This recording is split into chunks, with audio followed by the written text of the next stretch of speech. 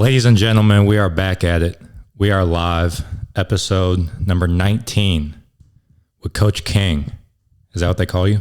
Coach King, Coach Alex. I got a few different ones. They call me Coach K, not the one from Duke, not the one from Duke, but I think that's a nickname that'll need to grow on me a little bit as I get deep into the coaching game. So, not to be mistaken with the Duke legend. Yeah. So why don't we start out for the people that may not know who you are?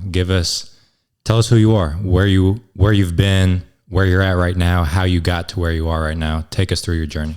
So my name is Alex King. I graduated from Kirkwood, class of 2017. I chose not to play college basketball. I went to Mizzou my freshman year, played about 6 hours of basketball a day at the rec, missed it dearly, kind of hurt the academic side a little bit. After that, my sophomore year, I got into being a scout player for the Mizzou women's basketball team, and that really turned my perspective around from basketball. I knew that I was always going to be around the game, that I missed it, and just anything that I could do to really give back to the game was something that I'm there for. So I spent about 4 to 5 years in and out as a scout player. Like I said, academics had a toll, whether it was an academic withdrawal, medical withdrawals, and stuff like that. But I spent the past 7 years in Columbia, Missouri. Through the scout player role, I kind of made some basketball connections, was able to get involved with some AAU teams out there, find myself a middle school job, which quickly progressed to a high school girls assistant position, which quickly progressed to a assistant women's position at the college level at Stevens College. I spent my past 2 years there.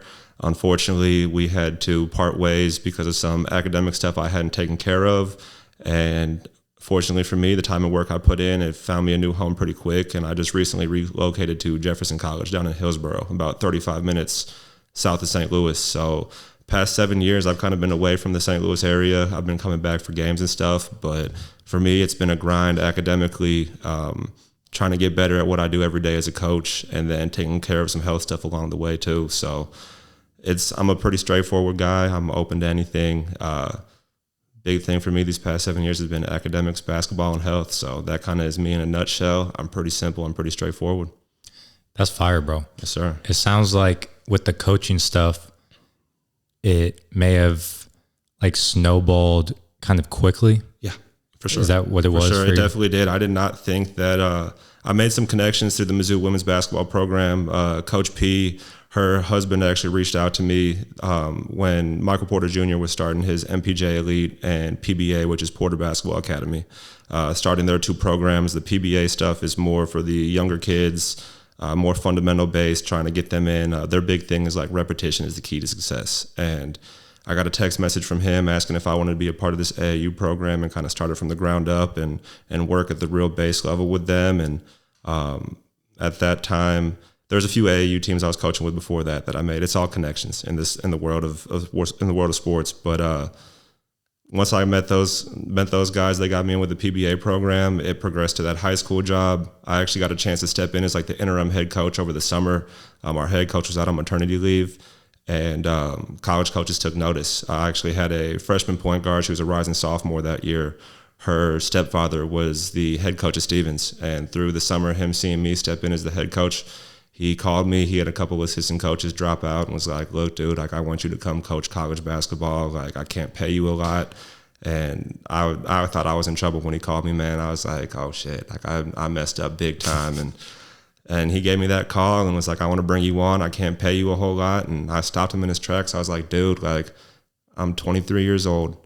I don't have a bachelor's degree, and I'd actually just recently got a DWI that December before." So those two things for coaches, especially at the college level, turn a lot of schools away. And I thought that I was going to have a delayed future, a delayed path, whatever the case. But he knew that I was trying to put myself in the best position possible to succeed. And he knew that I was a good kid that just made a simple college mistake. And I've already learned and grown from it. And I was still facing the consequences at the time. But he was like, "We can work with that. Like, I know your intentions. I see how you treat those girls like they're your sisters. Like, you would do anything for them."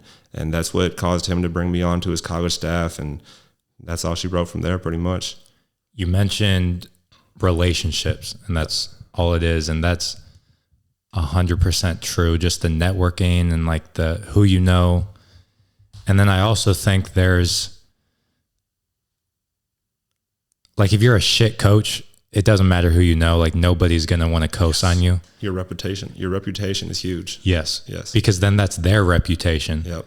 Like, why are you co-signing this guy? He's ass, you know? Yep. So Exactly. it's that like that kind of 50-50 split of who you know, but then also like you said, you're treating the players like they're your sisters. Like you care about what you do. And I feel like you have a good combination of those two to just kind of like put you wherever you want to go. That's what it's about. I mean, at Mizzou, I was a sports management major. I'm actually still enrolled at Mizzou. I had to switch to general studies just so I could finish my degree up online and keep on pursuing my career path. But those 4 years I was taking sports management classes, you learn all the ins and outs of how sports is a business. And essentially at the end of the day, that it's all connections. And if you make the right connections, you meet the right people, the more tools that you can throw in your bag, whether it's a fun fact about baseball or if it's something about the current state you're in. Like one of my teachers said, like the more facts that you have in your bag, the more conversation starters you have, the more you have the ability to go out there and make those connections with new people. And then you never know who they have connects with. I could come on this podcast, talk to you, and now next thing I know, I've got 10 kids in my DMs hitting me up like, hey, like I know you're at a JUCO, like here's my tape, what can I do? So it's all about building connections, all about being vulnerable and allowing your story to be told and kind of hear that stuff, you know? Facts. I love that point about like the facts in your bag. Because before we got on here, you were talking about like the importance of communication. And I think what you just said is like super underrated because like you said, it's a matter of like getting in front of people. And really all it takes is one person to change your life. Yep. And that relationship with that one person can get started. Hey, did you know whatever, the Missouri or like the St. Louis Cardinals, spark a conversation, and then just like the sky's the limit. Yes, literally. Facts. So you went to Mizzou, didn't play basketball, but then were hooping rec for fun. Oh yeah, man. It was, my dorm was right across from the rec. So I was no joke. If I wasn't in class, I was going to the gym until I could barely walk back up them steps to get to my dorm. And like, I was like any other typical college kid. I went on, I put a couple pounds. I was eating that very unhealthy dorm food. And I was like, you know what? What's one way to keep it going? It's like, all right, I'm going to throw a hoodie on. I'm going to go down to the rec and I'm going to just hoop. And people would look at me like I'm crazy. Like, you're still hooping in a hoodie. I'm like, it don't faze me. Like, I'm just trying to get some work in. Like, I missed the game. Like, this was my safe space. Like, when I was in high school, if I was going through it, I'll go up to the lodge in DePere and I would just get on the court and I would just shoot. If I had friends up there, we would play a couple games. But like, basketball for me was always that safe space. So when I went to Mizzou and I was on my own for the first time, I didn't know any other way. I was like, I'm going to get in the gym, and I missed it like crazy. But I will touch on this before we get too deep into it. Like, a big thing is I probably could have played college basketball. I didn't have the most prolific high school career, but for the longest, it took me some time to realize that it wasn't my coach's fault as to why I wasn't playing college basketball. My first week at Mizzou, he actually ran into my mom back at a gas station in Kirkwood and was like, I still think he should be playing college basketball somewhere. And at first I was hurt. I was offended. I was like, he didn't have that postseason meeting with me, give me a chance to talk and really explore my options. And at that point, he probably just assumed that I was done. And a big thing that it all goes back to that we're talking about already is the communication. If you would have asked 18, 19-year-old Alex, like, what the deal was, I was like, oh, my coach didn't talk to me. But now that I've been in the coaching world for a little bit, I'm so many years out, it was, the realization is like, if I wanted to play that bad, I could have gone out there and been like, hey, Coach Gunn, like, I need to go play college basketball. I don't care if it's JUCO, I don't care if it's D3, NAI. And I think that's a lot of the thing is these kids have misconceptions that their coaches don't want to help them. But I think they give us so much guidance that they can only do it for so much. And then it gets to a point where you got to grow up a little bit and you got to be like, hey, like, this is what I want. This is what I want to do. You got to take control of your dreams and passions. So it hurt a little bit at first, like hearing that first week in Mizzou. So then I was like, all right, let me turn it up a little bit. Let me go to the rec even more. And I keep on getting in there and getting work in and playing against any kid I could play against. And that kind of, at that point, I was like, you know what, there's something that needs to be done. And our assistant AD at Kirkwood had actually already mentioned being a scout player for the women's team. And I was like, oh man, that's BS. Like, ain't nobody want to do that. And then sure enough, sophomore year, a girl from Kirkwood played for Mizzou. Her friend and I were getting pretty close. We ended up dating for a little bit and they're like, come be a scout player, dude. Like, you'll love it. And I went in there, and it's a lot of defense. It's a lot of sitting on the sideline, giving yourself a chance to just stand there and be ready when your name is called and go in and help them. But a lot of kids, there's a lot of turnover in that too. So for me to go in there, stick it out 4 years, stand on the sideline, interact with the coaches, talk to them, socialize, see how they interact with their players. And that's a Power 5 school. So you're looking at SEC play. I'm learning Auburn, Bama, South Carolina, like learning all of their concepts in the same time frame that they're scouting, making video, getting whatever scouting reports done for coaches, for the players. And then us have to learn that on the fly as a scout team. I decided to take that and just run with it as a coach and open up my brain and allow myself to see what I can do to continue to contribute to the basketball world. So as a scout player, you show up to practice with your hooping shoes on, and you stand on the sideline like until your name is called. Yeah, they'll take you through a practice plan pretty much. Like, you get a chance to see it. I know a lot of coaches don't like the players to see practice plans, but as a scout player, you're essentially part of the staff. You're helping them out. You're actually considered a student athlete. Not many people know that. So the minute I started my women's scout player role, it started taking my men's eligibility away.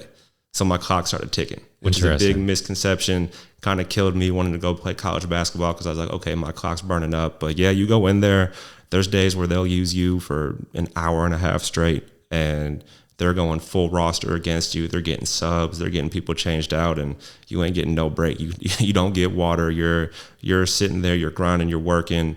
Then there'll be days where they take an extra 30 minutes coming out the locker room because they got some team stuff going on, or they want to address a situation that happened at a game before the film goes longer. You know how it goes. Like, sometimes when you get in that zone, you get in that zone. So it's really just you are going up there every day, if possible, to make sure that you're available for them and contributing to their program to make sure that they're ready come game day. And not a lot of people like that, I'd say. Like, guys come up there and they're like, oh, I'm trying to get a bucket in, like I'm trying to get some runs, and it's like, nah, dude, we're not worried about your offensive game. We're worried about making our girls play against competition that's going to be a little bit more difficult than game-like competition. So when it comes to game time, it ain't nothing to them. And did you know that going into it, that like it was more so about preparing the players as it was you getting your rocks off? I did, just because they had a meeting at the start of the year. They brought all the scout guys in so we could pick up and kind of see what they're working with. And the scout team coach, he was also the video coordinator. Shout out Mike Donovan. He's doing wonderful things. He was at Mizzou, went to Lindenwood a little bit, was up at UIC, and he's actually starting his own like mental performance and training that he goes and works with other collegiate teams. He was our scout team coach, and he did a great job kind of giving us the breakdown my first time in there, letting us know like the ins and the outs. And of course, with me already talking to a girl on the team, they're like, look, if you end up dating a girl on the team and y'all break up, like, we're siding with them 10 times out of 10. So like, you better not F up. And I was like, all right, I get that. And so the expectations for me were kind of clear and concise. I think some other guys thought it was going to be like they're exaggerating it a little bit to try to like weed out the spam early, but I knew going into it, there's going to be days where we're not doing much. Like, if we're passing in shell, so all the girls can go through shell drill. We're just standing there in spots. We're passing and cutting. We're diving, filling, setting down screens, stuff like that. Rebounding. There would be drills where they would have me work with posts, and I would stand here, hands up, for like 10 minutes straight, and they're just working on getting elbows high, getting that elbow under the armpit and going straight up, because that makes the defender come here. And 10 minutes straight of getting beat in the ribs, it ain't fun for nobody, but it made me better as a person. And it's kind of one of those things that teaches you to what Mike Tyson said, it like, fall in love with the stuff that you don't like to do. And once you fall in love with it, like, the rest will come. And it made it a little bit easier for me. So I knew what I was getting into. There were some days that were easier than others, some days where we were getting up and down.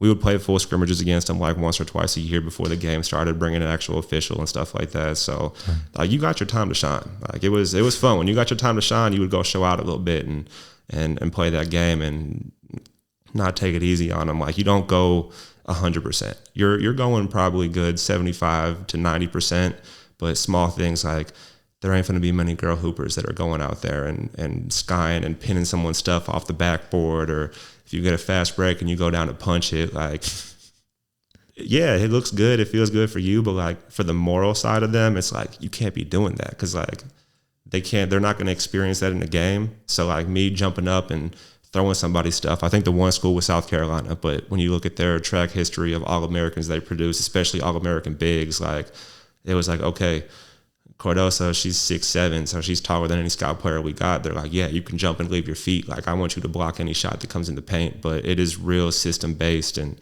with me being a tall left-handed player that could shoot, they needed me playing more of a guard, but how many 6'4" left-handed guards do you know that play at the Division I women's level? Not many at all. So there's some differences there that you can't always simulate effectively 100%, but when you get a time to get out there and get your bucket, it's fun, for sure. For sure. And it was you, and was there any other scout players? Yeah, so we had a whole scout team.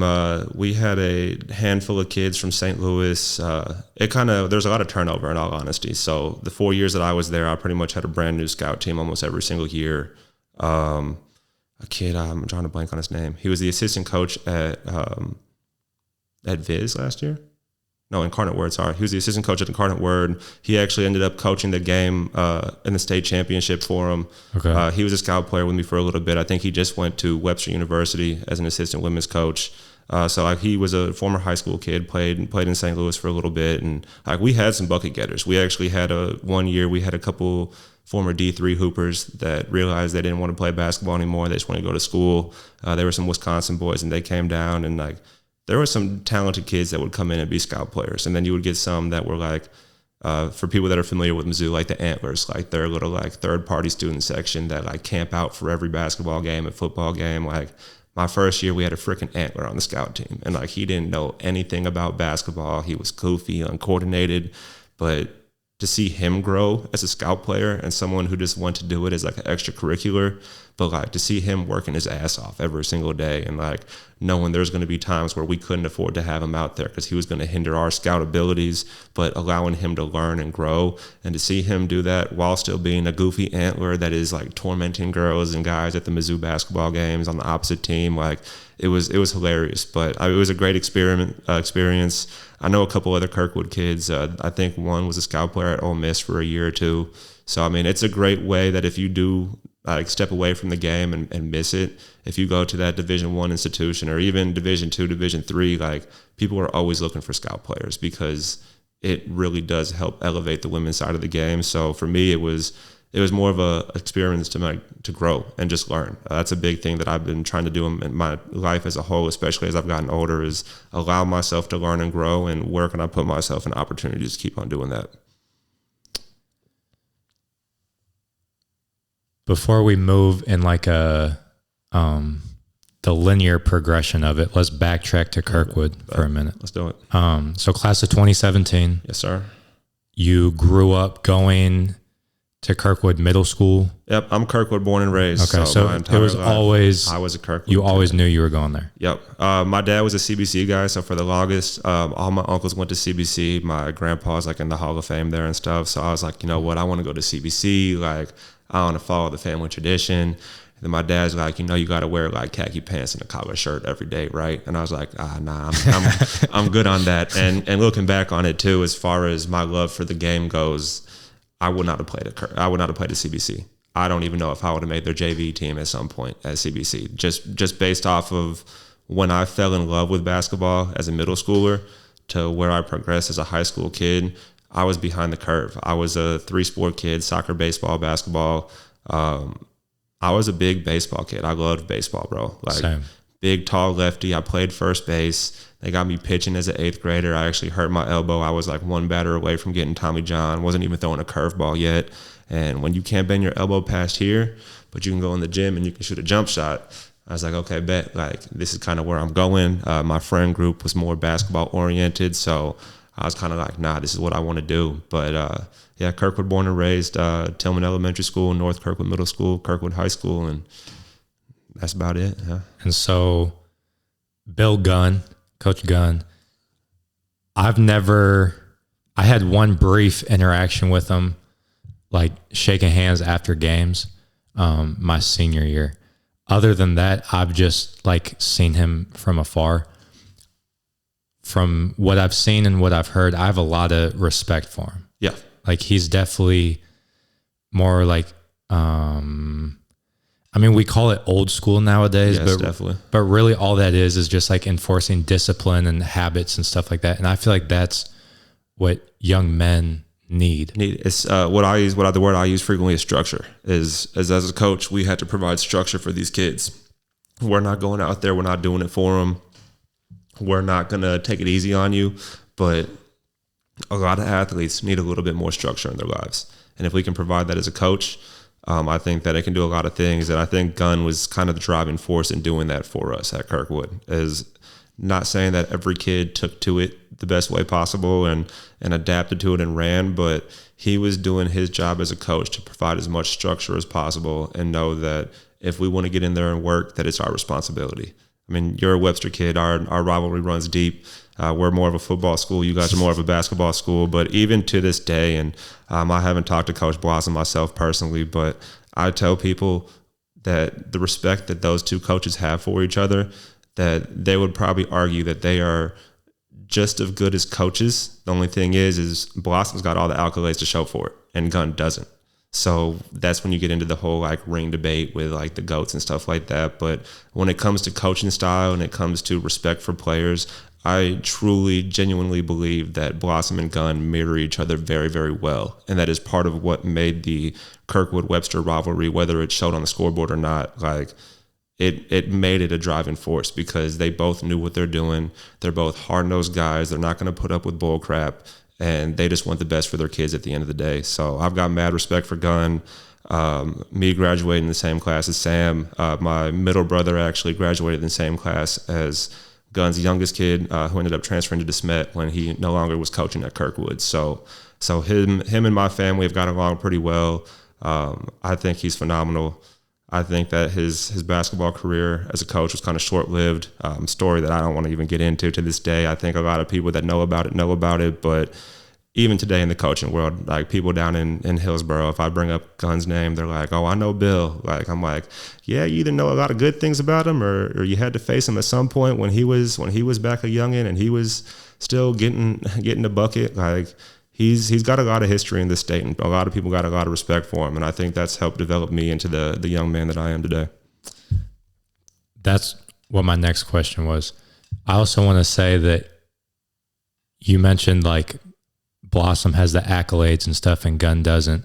When I went through your Instagram, there was a picture you had posted of Gunn, Feet was in there, and a handful of other of your teammates. I think it was our senior day picture probably. Or was it a game that you coached? Oh no, yeah, it was a game that I coached. Okay, yeah. He came out to one of my high school games I was coaching at. So that to me is like, that shows the impact that he has. Yeah. You know, that shows like the influence that he's had on you, your teammates. Like, so that speaks louder than any accolades. He preached on that a lot. He was like, "You guys don't realize it, but like you guys are going to be brothers for life." And like Malik, Feet, for those that have watched the podcast, Feet's my boy. That's my brother for life. Shout out to Feet, man. Yeah, shout out Big Feet, shout man. out. Shout out Feet. I wouldn't be here if it wasn't for him. He's big with the connections. But he actually just asked me to be the best man at his wedding. He just recently got engaged. They don't really have a timetable yet. You know, it takes time to make sure the finances and stuff are right. But even with me being in Columbia, we've kept our relationship as strong as possible. And now for me to be the best man at his wedding in the near future, that just goes to say that like basketball is going to create relationships for you for the rest of your life. Whether that's being the best man at someone's wedding, being a groomsman, if that's me being a head coach at a Division I school in 5 years and hitting you and Malik up and being like, "Yo, like I need some assistant coaches." Like those connections will never fade away. And as long as you're doing the right thing and being a good person, like it's wonderful. So I think Gunn's done a good job with that. He's always done a great job with that. But yeah. And how do you feel like, so having played for Gunn 4 years in high school and now being on the other side of that, being a coach yourself, how do you feel like Gunn has influenced you as a coach? I think he's influenced me to be loud. So I wasn't a 4-year varsity player at Kirkwood. I actually only spent 2 years on varsity, 1 on JV, 1 on freshman. Even as a junior, I was the last kid off the bench. Out of the 25 game season, there were 7 games where I didn't get in a single minute. Everyone thought I was going to quit. The person in front of me ended up quitting, and everyone was shocked that I was still there. Almost went and played football my senior year, stopped going to basketball workouts, quit my AAU stuff. Everyone thought I was done. And then my senior year, I kind of stepped up big. One of our other seniors got hurt, gun threw me in the starting rotation. And I think I averaged a double-double as a starter those final 10 games that I was playing as a starter. And transitioning that over to coaching, Gun's loud. He's not going to put up with BS. I'm a loud guy. I always try to make myself the loudest person in the gym. I don't care if it's like the AAU tournament over the summer it was at the Dome. There's like 12 courts in the Dome downtown, and I know for a fact it didn't matter what court you were on, how far away, you could hear me as a coach. Didn't matter how bad my team was doing at the time, because I wasn't supposed to be coaching, but if I can bring energy and I can be loud, I know my kids are going to respond to that. And Gunn was the same way. I actually got a funny story. I mean, he probably don't even remember it, but football players, man, they got great hands on the football field. They know when that ball is coming to them. They just can't catch a ball when it comes to like a drive and a dump down pass. And we were having problems with it. I ended up bobbling a ball in practice. Someone threw me a freaking laser. Bobble it, don't even turn the ball over, doesn't go to bounds. He just blows the whistle dead and starts like laying in on me and is like, go get a basketball and pass it against the wall as hard as you can until I say stop. And I just kind of looked at him. I shook my head. I was like, all right, I got you. And I went and did it. And like, that's how I am as a coach now. It's like, if you're going to be messing around at practice, or if you're not taking it serious, like, okay, you finna go do something else and work on it. You finna go sit down. If it's AAU, okay, take your shoes off, go call your parents right now. Like, you're wasting their time. You're wasting their money. It's my choice to be here. I do it because I love it. So it ain't no big deal to me, but you're not going to waste my time. You're not going to waste your teammates' time. And that's a big thing that I kind of picked up from Kirkwood. And then other coaches at Kirkwood as well, like Corey Dowden. He's actually a head coach at Lutheran St. Charles now. I think he just won the district last year. I could be wrong. But he was a big driving force with our weights and stuff like that. And that's where a lot of people at Kirkwood slacked off, was the weight room. We had a phenomenal facility. Facility. And then with J-Mac being the coach there for football, I went back a couple years ago and like they redid everything too. It looks even nicer. Like the facilities were great, but like I didn't start hitting legs serious until junior going into senior year. And then like by that time I was grinding in the weight room. I was like, okay, like these coaches know what they're doing. Like they're humble about it, but like it starts with a will and a want to do it. And like I hit up Coach Dowden recently for our preseason. I was like, hey man, like what can we do to make our boys at Jefferson College like ready to go come season time? So all pistons are firing. So not just Gunn, but every coach at the Kirkwood and the staff at the time when I was there, they all have contributed to things that I've tried to incorporate into my coaching. Coach Erickson, he's a Festus guy actually. He was notorious for his boom. Like he was like, we're knocking down a 3 at the JV game. He's punching the air so hard his glasses are coming off and stuff like that. And like, that's me now with my girls, my boys. I'm like, y'all are supposed to have fun with it. So if I can have fun with it as a coach, I expect y'all to have fun with it on the court, on the bench, be active, be engaged, be loud. So just allowing myself to never really limit myself in what I'm doing, but taking things from every single coach I've had along the way. That's a major key for sure, is taking like bits and pieces from different people. So you mentioned like not really buying into the weight room until junior, senior year. And then before we hopped on here, you were talking about how like high schoolers tend to be kind of just like not focused on the main thing a lot of times.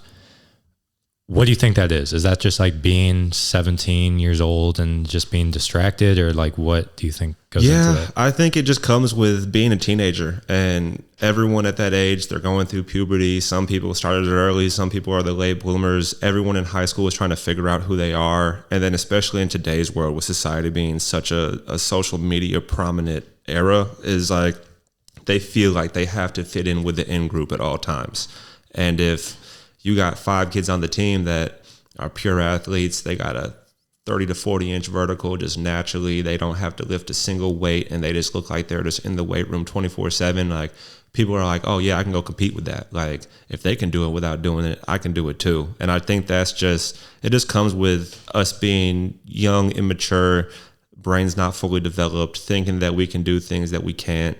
A little bit of an entitlement is in there. I actually told my boys recently, like, hey, go search up the word entitlement and write it down and give me the definition. And like they started laughing. I'm like, yeah, I bet your parents have said that before. And they started laughing even more. I'm like, I know, because my dad did the same thing. Like as those high schoolers, we're at that level where we're starting to test things, almost like the terrible two phase when you got them toddlers, like they start pushing buttons. It's almost like a reset when you get to high school. It's like, oh shoot, now I'm 16. I got that driver's license and I got a car. Like, where are we going now? Am I going to downtown, even though my parents said not to take my car down there? Like, where are we hooping at? Are we sneaking out late at night? Like, not saying that I did that personally, but like, it's a different thing, but I think it comes with just the age. I think even as college kids, like I said, my academic journey hasn't been all that successful.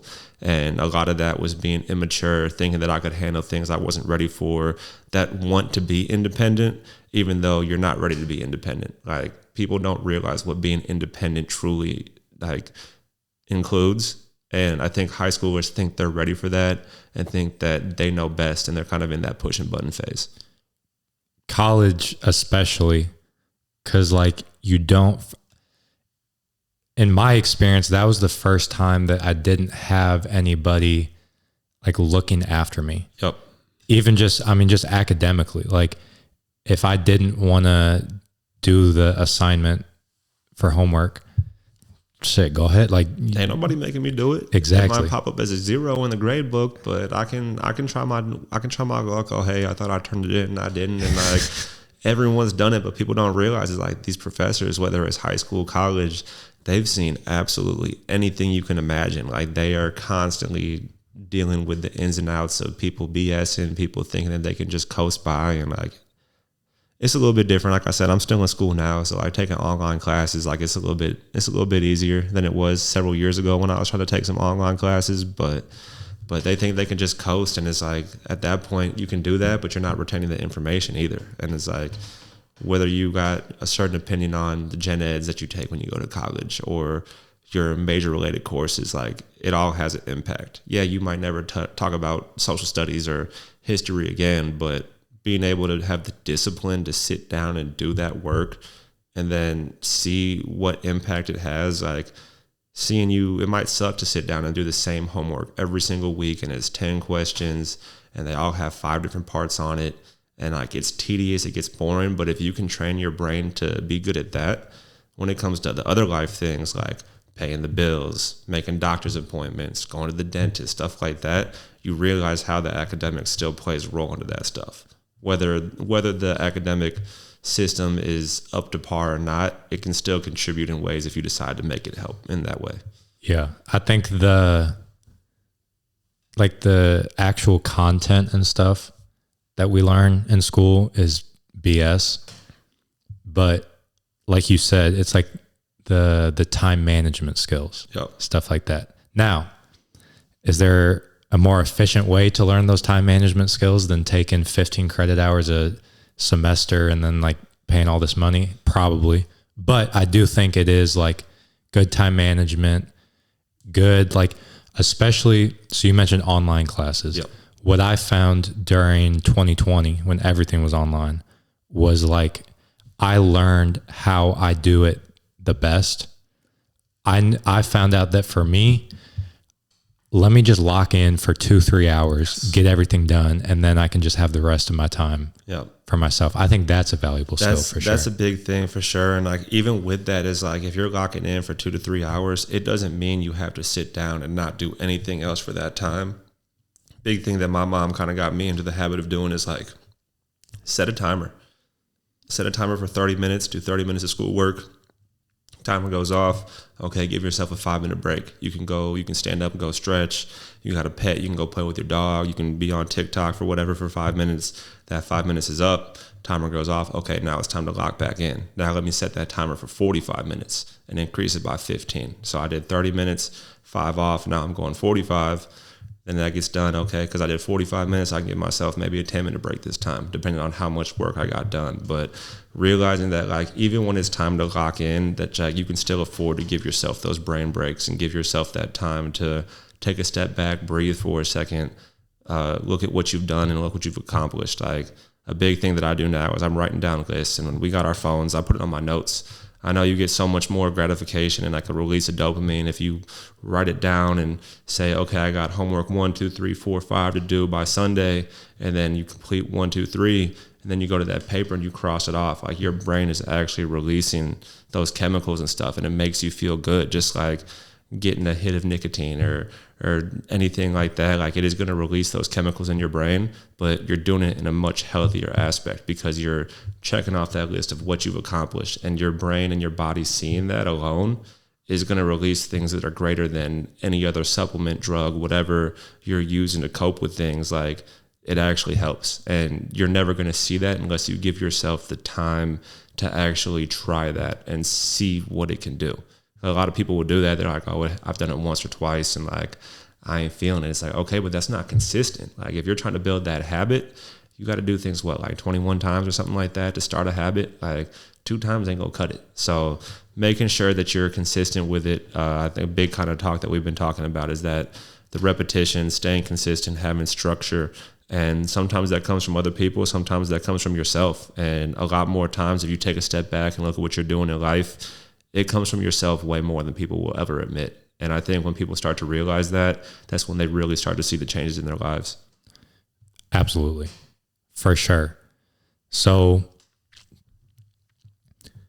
you are a scout player at Mizzou. Mm-hmm. On the sideline, when they need you, you're in there, hopping in, going live, dummy defense, whatever they need you to do. But then you also mentioned that you get a front row seat to how they're scouting for players, how the team, like, you get to see the coach organize the players, the schemes, how they like solve problems. Yes. They're hard hedging, so then let's switch it or whatever it is. At what point during that like scout player journey did the seed get planted of, oh, coaching would be really cool?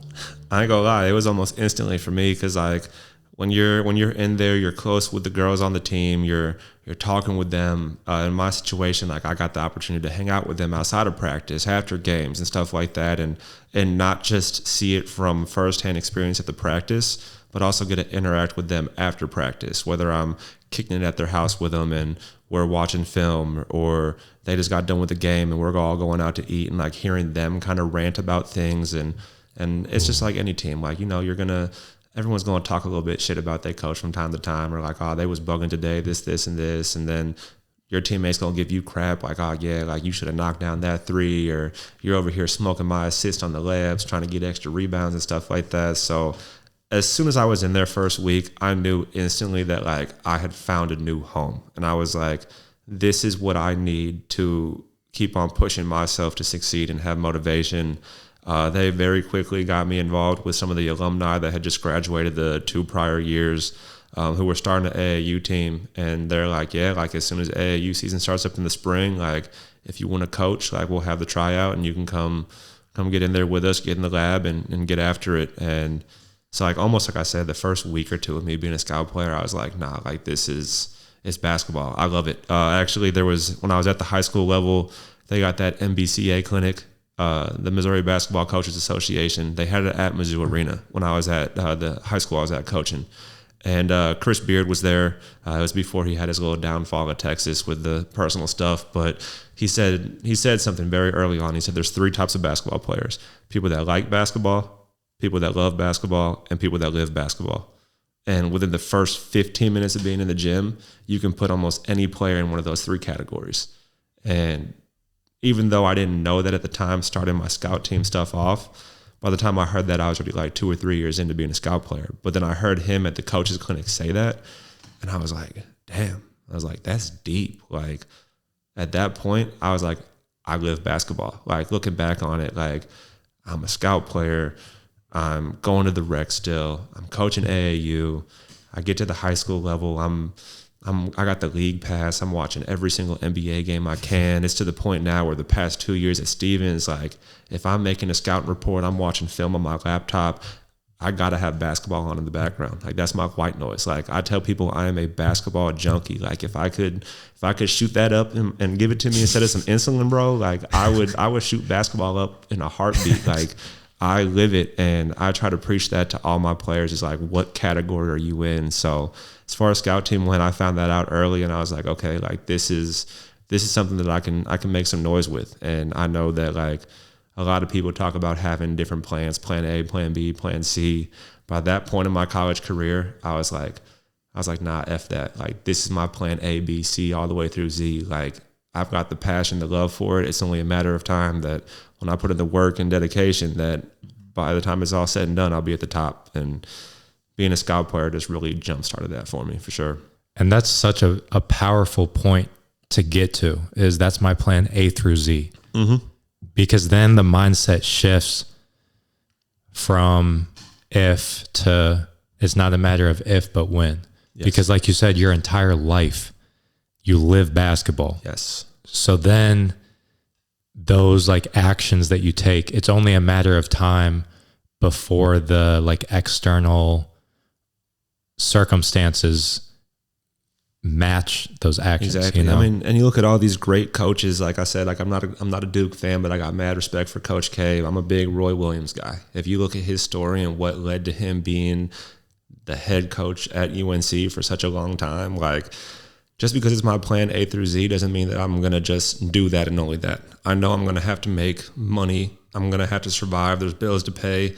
Roy Williams was freaking delivering papers. He was driving from state to state, delivering like technology and stuff like that. Like his story as an early coach was not all sunshine and rainbows. He had to take those oddball jobs. He had to do whatever he could do in the off season to make sure he could make ends meet.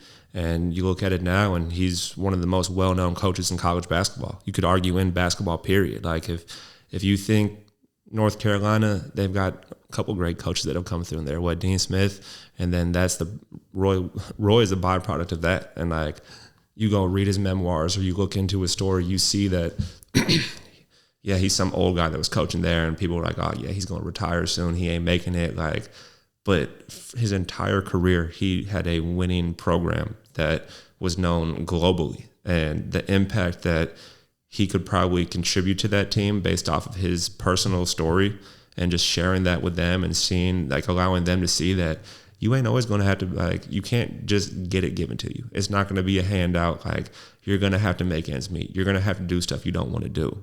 But it's about getting up every day and doing it, and then look how it paid off for him. I mean, UNC Duke, that makes Webster Kirkwood look like it's nothing, right? Yeah. You know, so. Yeah. Shout out to Caleb Love. Yeah, C Love. Yeah. And he wasn't, no disrespect, he's like that now, but I think he was on that CBC team that kicked me out of districts my senior year, and I think he was probably, a freshman, and I could not have told you who C Love was at the time, but little did we know that he was going to freaking blow up, man.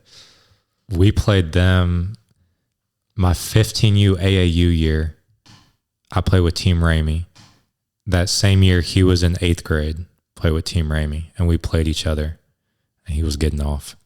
Like, man, I think he was a little undersized, but I mean, CBC's always deep. So like, that was Cale Catchings was a senior that year whenever we played them in district. So like, Cale was big time. He went on to play a pretty good career at Harvard, I think, and then he ended up at Duke.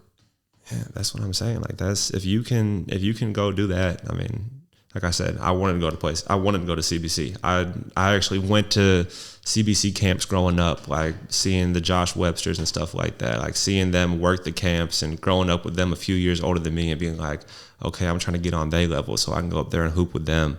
I actually went to Jason Tatum's first ever high school game. It was CBC versus Chaminade. Wow.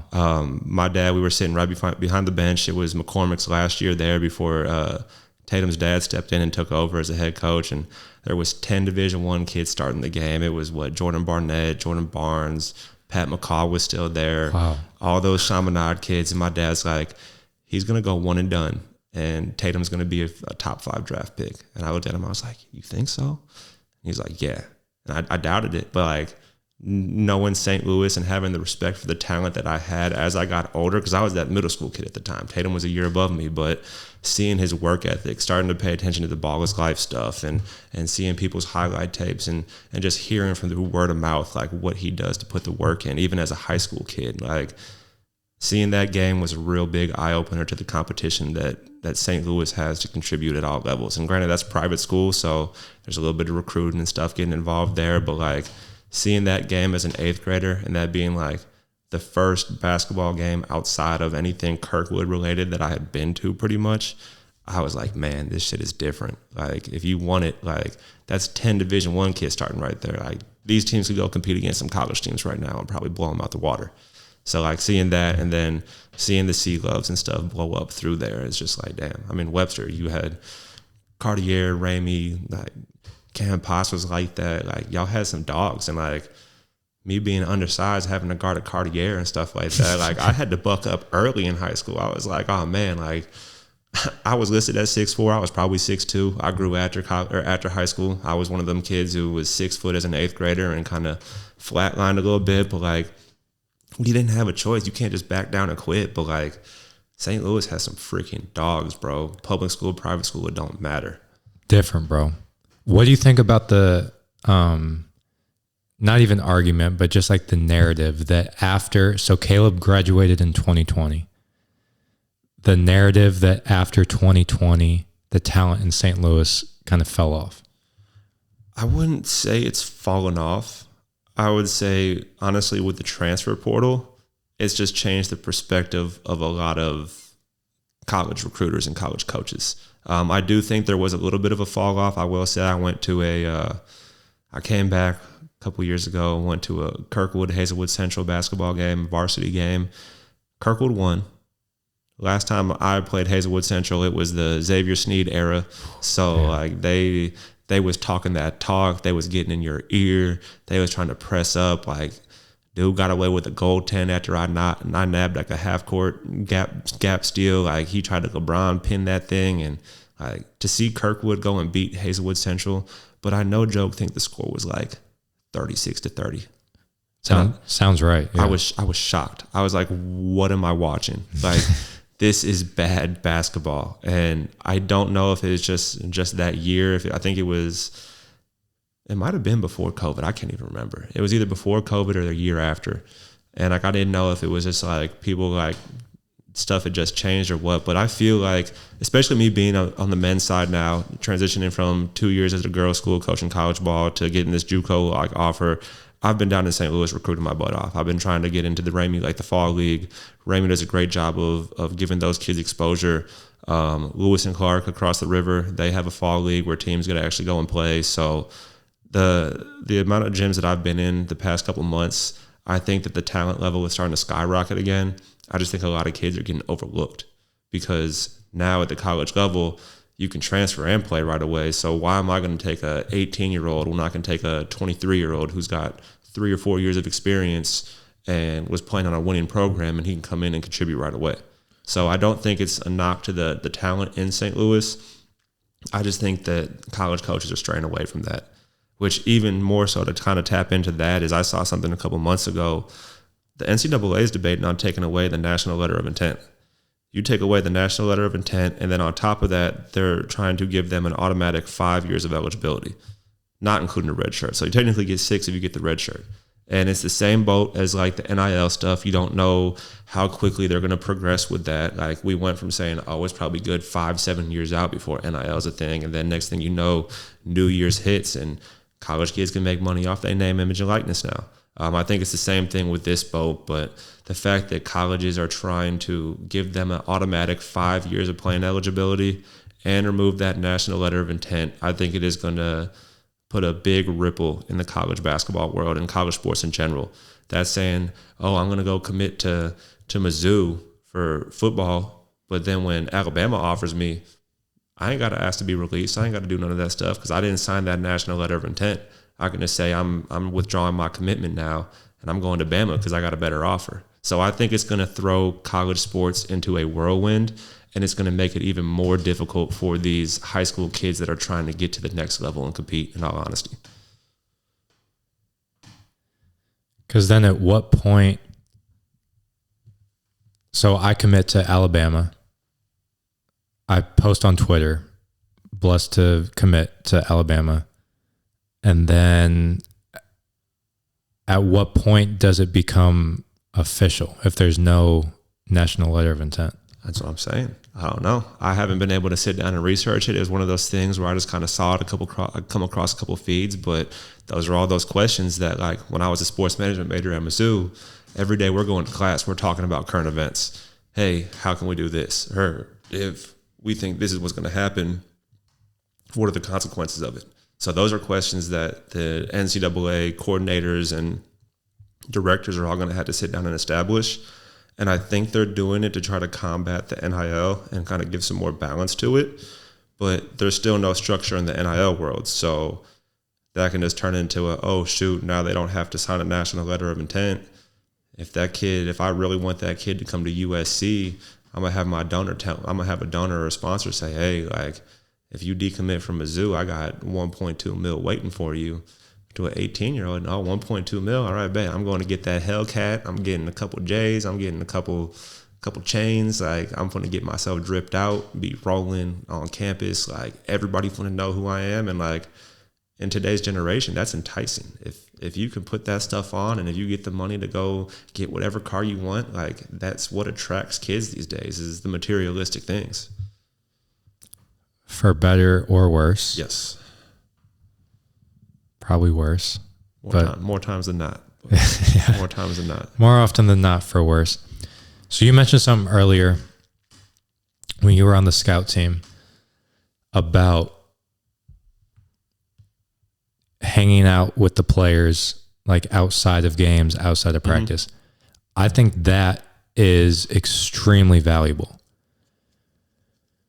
So Grounded Hoops is kind of built on like this quest, I guess, for like truth with the players I train.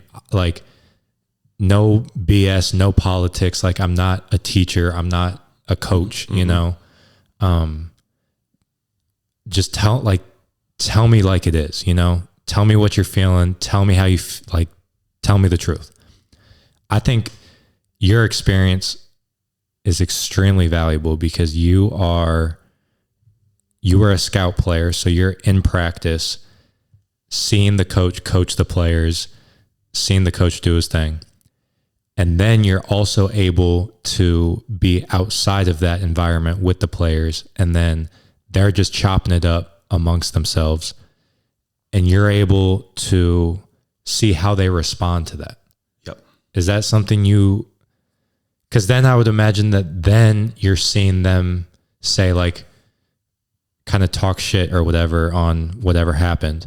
And then maybe you like make a note to yourself, okay, that's interesting. They didn't respond very well when coach did this. Were you making those connections at the time? Yeah. So I'm a very observant person. Excuse me. I know we kind of talked about it before we started. Like, until I started working at Foot Locker in high school, like, my social skills, I wasn't antisocial. I just didn't have a lot to say unless I felt like saying something. But me working at Foot Locker really got me out of that shell. But I've always been observant. I've always paid attention to my surroundings, to people's mannerisms, to what people have to say.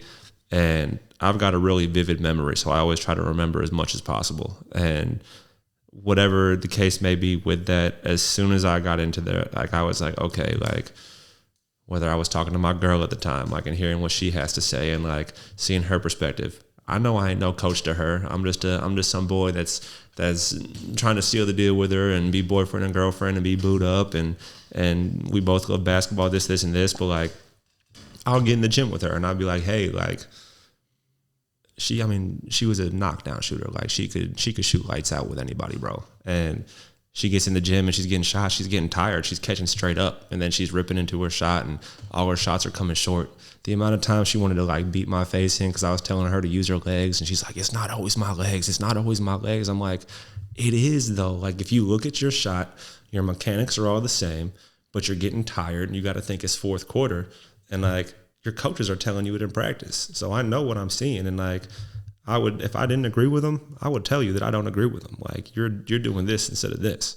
And then being in that era, I mean, like, Sophie Cunningham was there when I was playing. So like, having some of the best talent that you could possibly have, someone who is now playing a very successful WNBA career, to see her work ethic and stuff. Who is she playing for? Phoenix Mercury. Big Merc fan over here. Yeah. Nice. So I actually got to go to a couple of her games before the whole Brittany Griner situation. Like, before Caitlin Clark was on the Fever, I was up in Indiana watching them play. I went to Chicago, watching them play the Skies. So like, it was BG, Tarasi, Diggins was on the team still, Kia Nurse, Sophie Cunningham. Like, it was watching good quality basketball. And that's another connection that I was able to make through that. But Sophie is a freaking workhorse. She's a natural leader. And to see the way that she interacted with people on the court, whether it was her teammates, the scout players, and then the coaches, and then to see the way she interacts with people off the court is no different. It doesn't matter if you're a scout guy, if you're a coach, if you're a professor, if you're on another sports team hanging out with the girls at the time. Like, she just had those natural leadership qualities that, like, her personality and persona, like, people just gravitate towards. She was down to earth. She was real.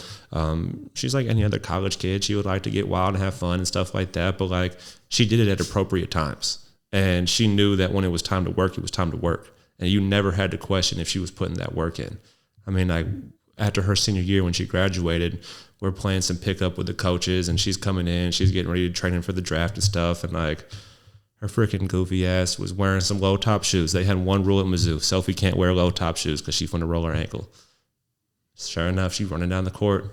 A line sniper got her, and she freaking tweaks her ankle while we're playing pickup. We're like, okay, yeah, we're done. Like, you got a WNBA draft coming up. Like, you can't be doing this BS. And, like, she didn't put up no argument.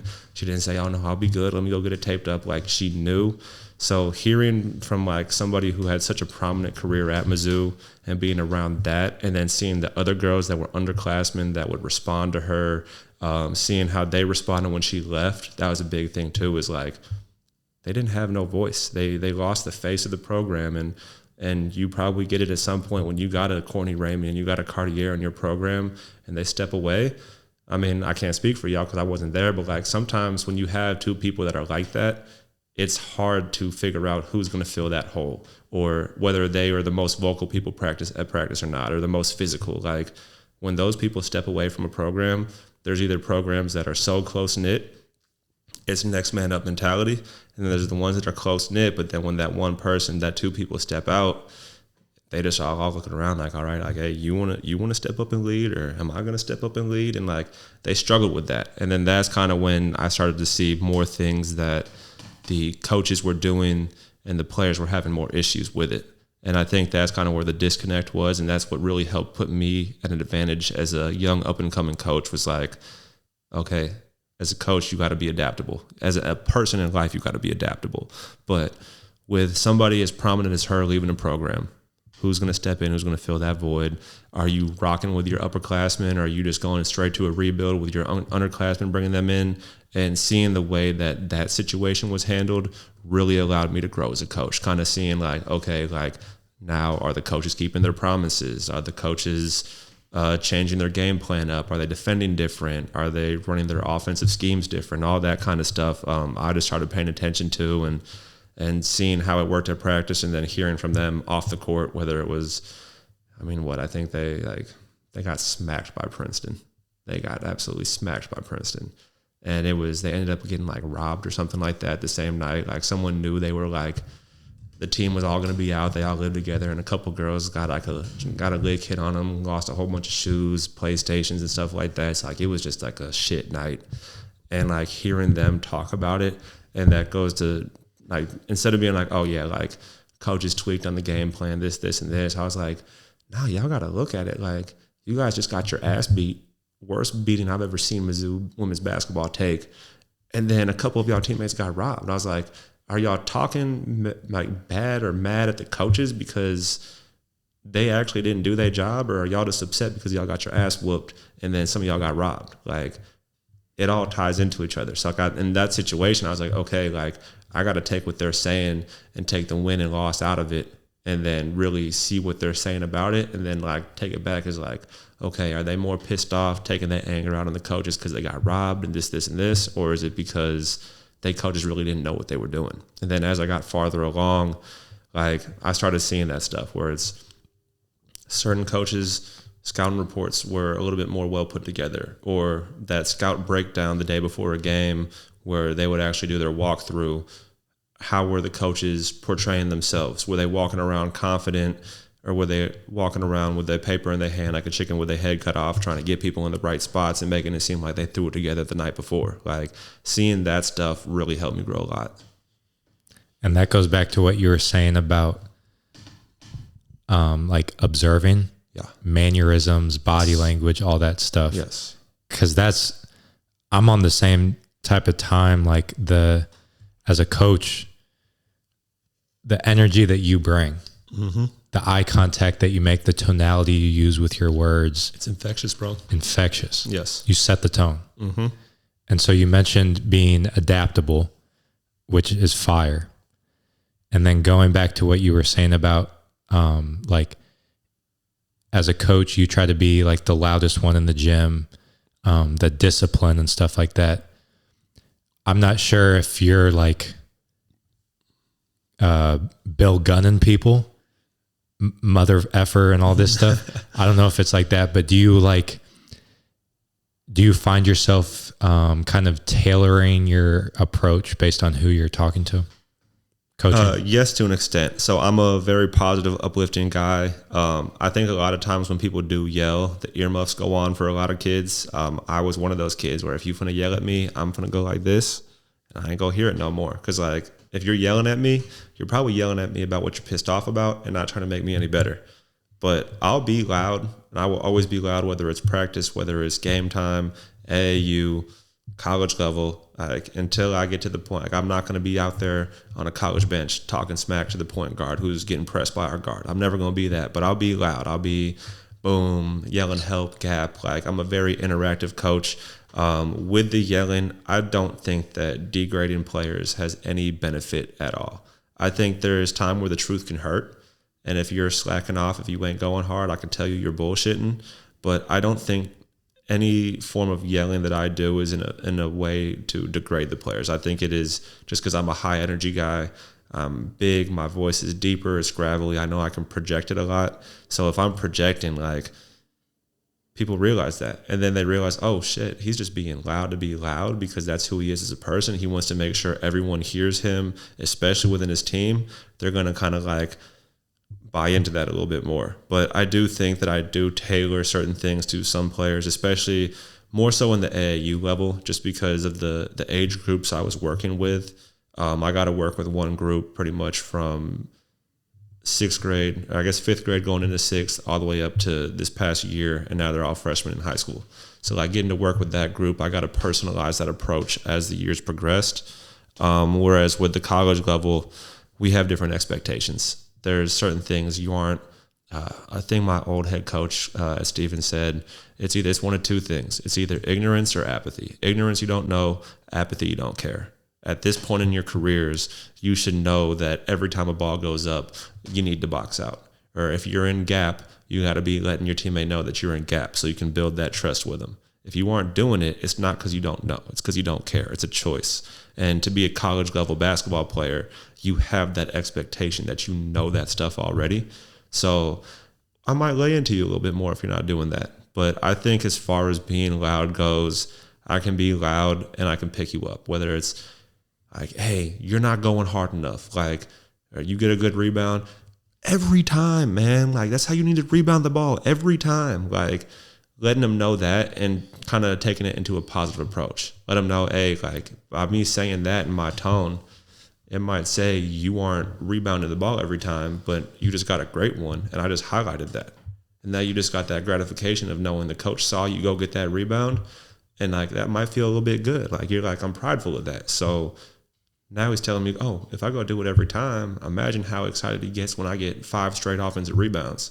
And then I get 2 putbacks and an and one, and now I'm shooting free throws, and the game completely flips, you know? So I try to be loud. I try to be fun at all levels. I think if coaches can do that, it becomes more enjoyable for the players. But there becomes a certain point where we can't go out there and do it for you.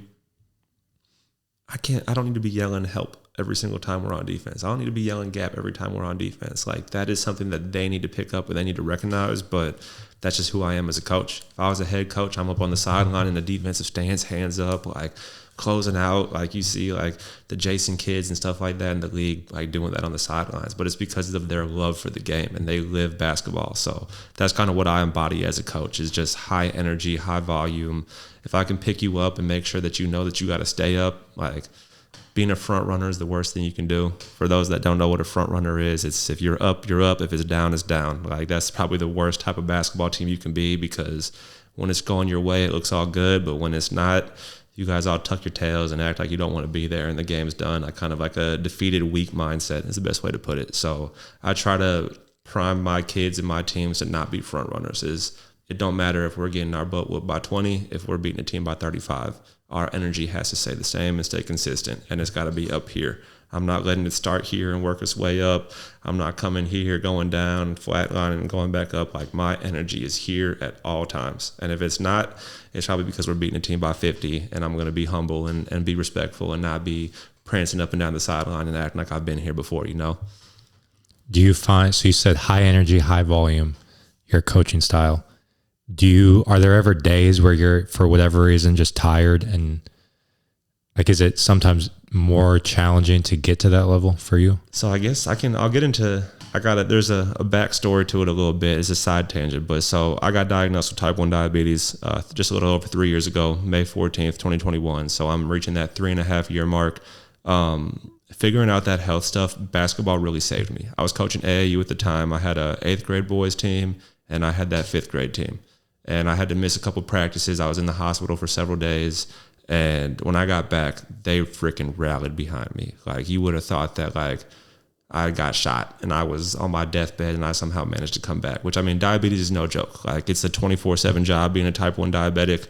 I'm not going to get into all the details of that, but with me only being 3 years in, I'm learning to manage my blood sugar levels and making healthy decisions and stuff. So there are quite a few days where I wake up and my blood sugar is not where it's supposed to be. If my blood sugar is floating in the 200s, or if it spikes up to the 300s, I get cotton mouth, I get more irritable, I get tired. So there are quite a few days, and it could change on the spot. Like, if I go and decide, I'm going to go be unhealthy and get some McDonald's for lunch, and I'm putting insulin in for that, and then my blood sugar spikes still, and it takes a little bit longer to come down, I could have been feeling great.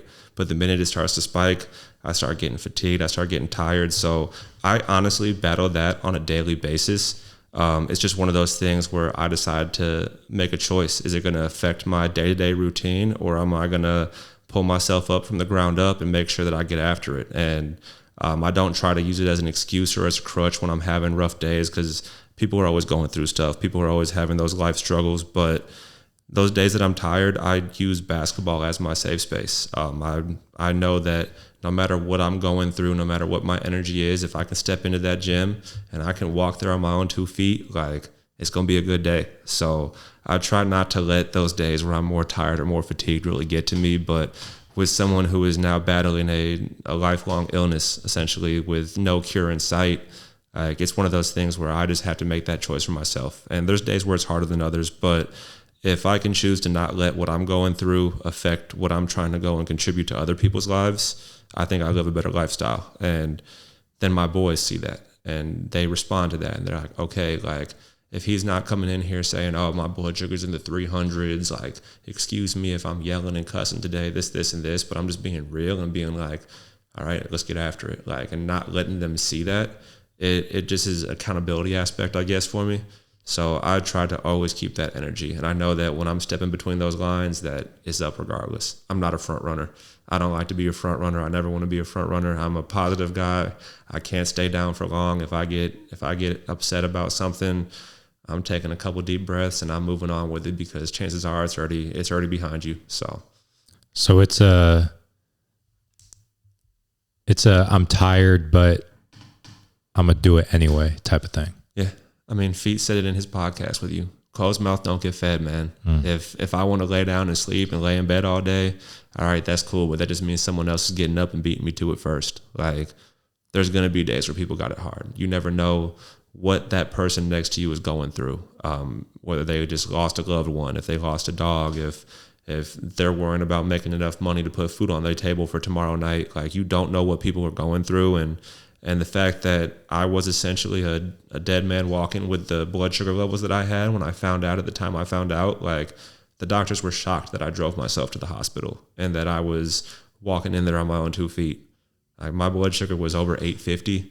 Normal blood sugar is between like 70 and 150, dog. So, like, my blood sugar was through the roof. Damn. And they're like, you feel better now? Do you feel better now? And I was like, I was at Walmart getting groceries, about to go take them home and go to the gym, but I came up here instead. So like, and they're like, dude, like, you're crazy. And I was like, that's just me. Like, I've always been primed in life to just keep on going. And whether that's a testament to my parents and just giving me a lot of perspective, not to say that I grew up with like a phenomenal childhood, but I also didn't grow up with a dirt shit childhood. Like, I had to deal with the whole divorced parents since I was 1 year old. And I'm fortunate to have both parents in my life, to not have to worry too much about like the power being cut off or where my next meal is coming from. And growing up in Kirkwood, it's a phenomenal education system. Like, I grew up in a position where I wasn't handed a lot of things, but I didn't have to worry about a lot of things. And from them teaching me from a young age, like, there are always people that have it worse than you.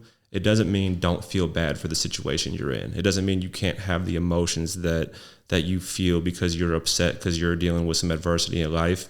But it just means that if you're still walking, you're still breathing, you still got more to contribute to this world. And you're either going to get up and do that and give yourself that gratification, or you're going to lay down and quit. And at that point, the only person you're failing is yourself. So yeah, it sounds like your perspective on things helps a lot. Yeah.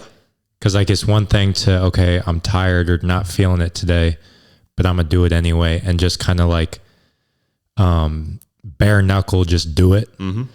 But you also have this like good perspective of things. Like, okay, it could be worse, you know? Yeah, definitely. For sure. It could be a whole lot worse. I mean, there's diabetics that are missing a foot. There's diabetics that are blind. There are diabetics that can't get up every day and give insulin to themselves. There are people that have died because of this disease, plenty of people. And like, the fact that I'm able to have access to certain things in healthcare that allow me to monitor it better, manage it better, like, that's something that I always got to be grateful for.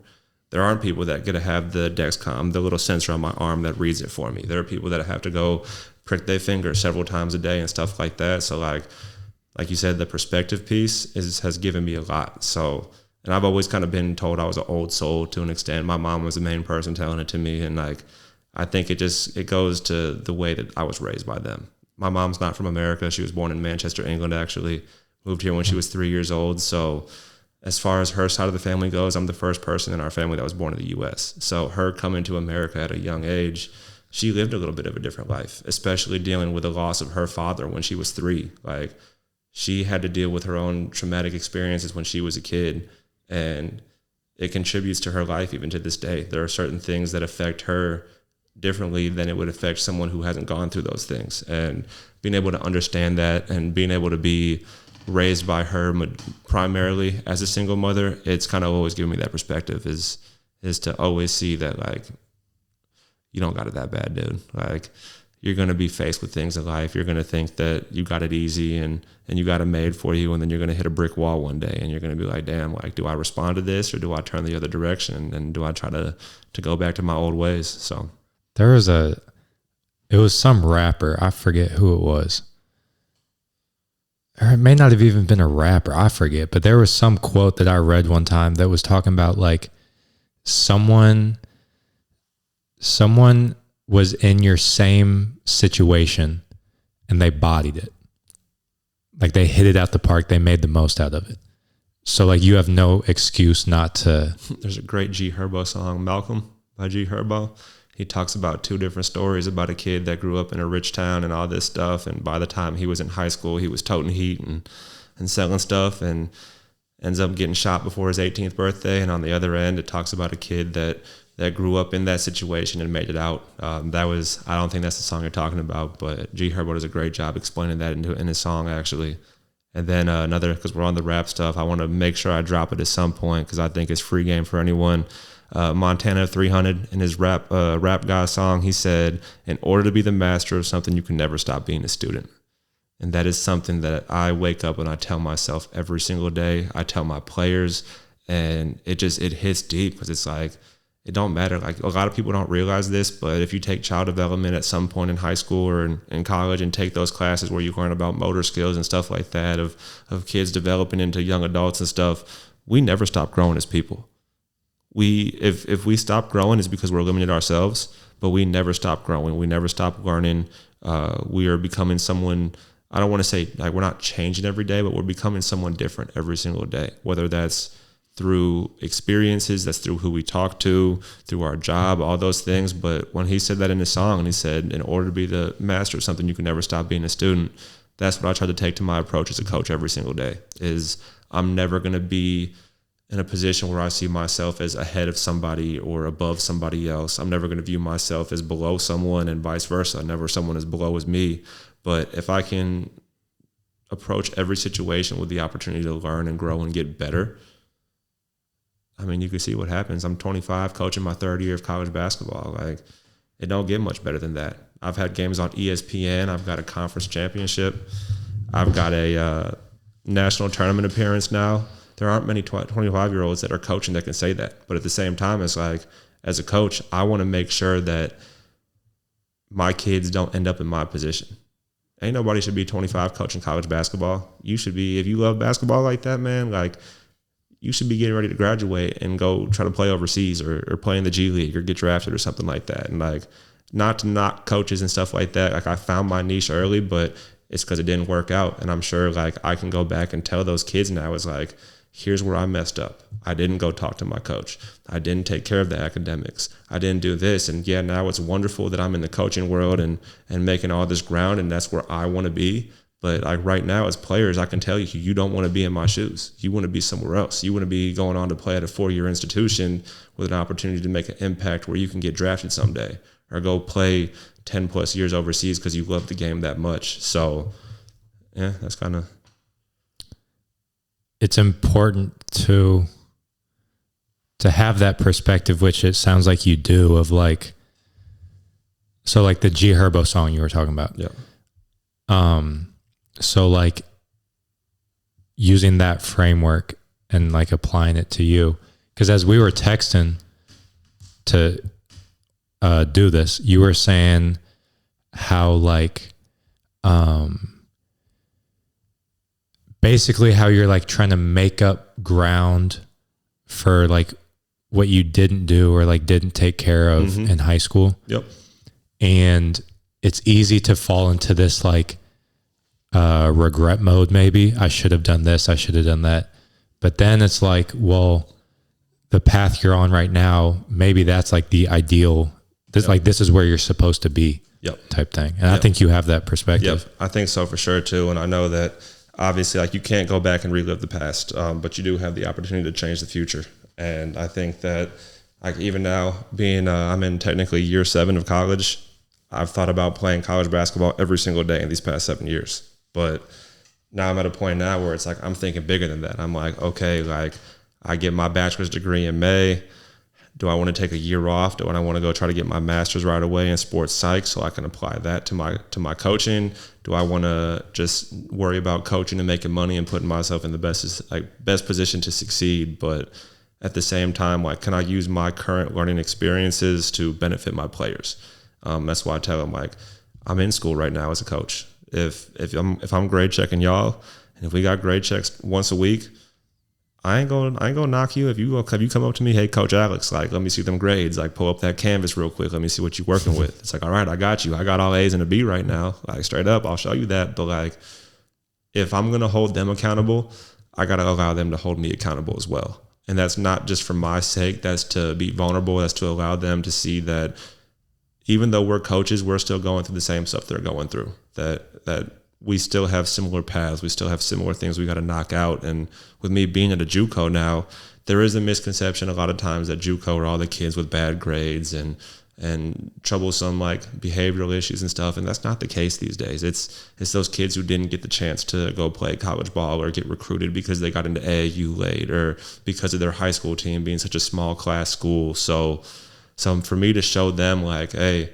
if you what you want to know, if you want to, I can pull up every single academic appeal that I've wrote myself. I can pull up single probation semester I've had where I've had to reach a certain GPA. I can pull up my medical withdrawals. I can pull up like the semesters I've lost my financial aid, the loans I've had to taken out. I can pull up my legal history with the DWI and some speeding tickets. And like, I can show you firsthand that you think all that shit's cool and sweet, but it's not worth it. Like, it is putting me in a financial hole that I'm, like I said, December of 2021. So we're coming up on 3 years now. It's been 3 years and I'm still suffering consequences from that. So like, allowing them to see that academically, it's important.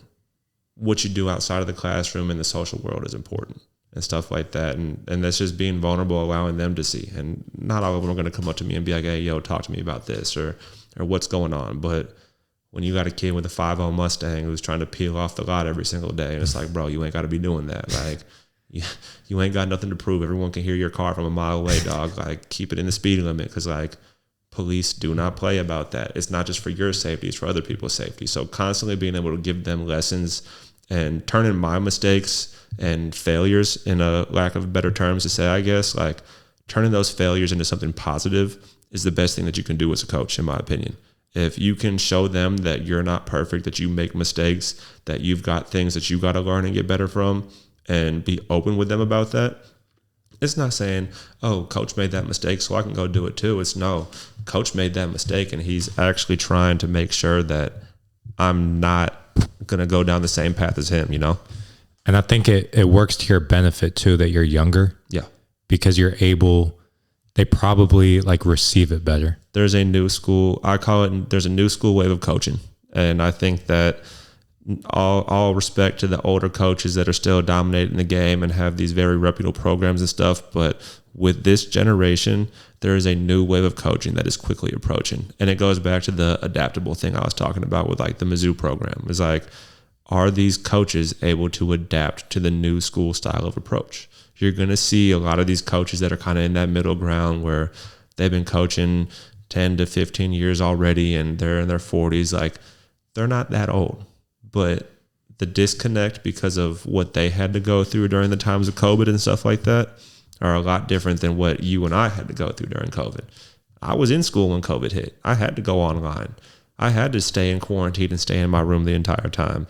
I get what it's like to be able to not see anybody for weeks and weeks and weeks, and all you want to do is go play basketball outside with your friends, go kick it and hang out and watch some sports. Like, we get that firsthand, and that allows us to relate to them a little bit more.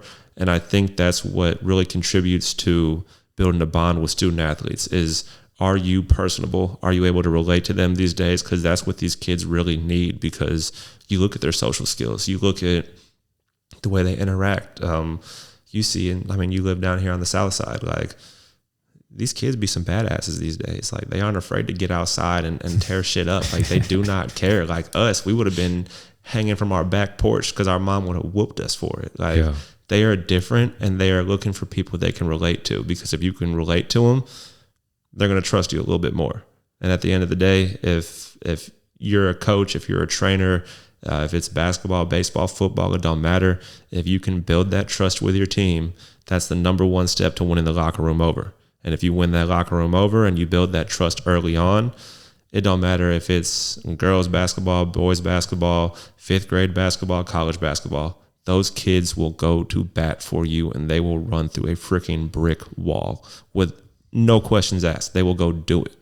But if you can't do that, you can't build that trust and establish it early on, it's going to take a little bit. And you can't waste that time when it comes to being a program. Like, you need to have that early on and take advantage of it. So I think us being younger definitely does contribute to that, and does kind of give us the advantage and the one step up in the coaching world right now.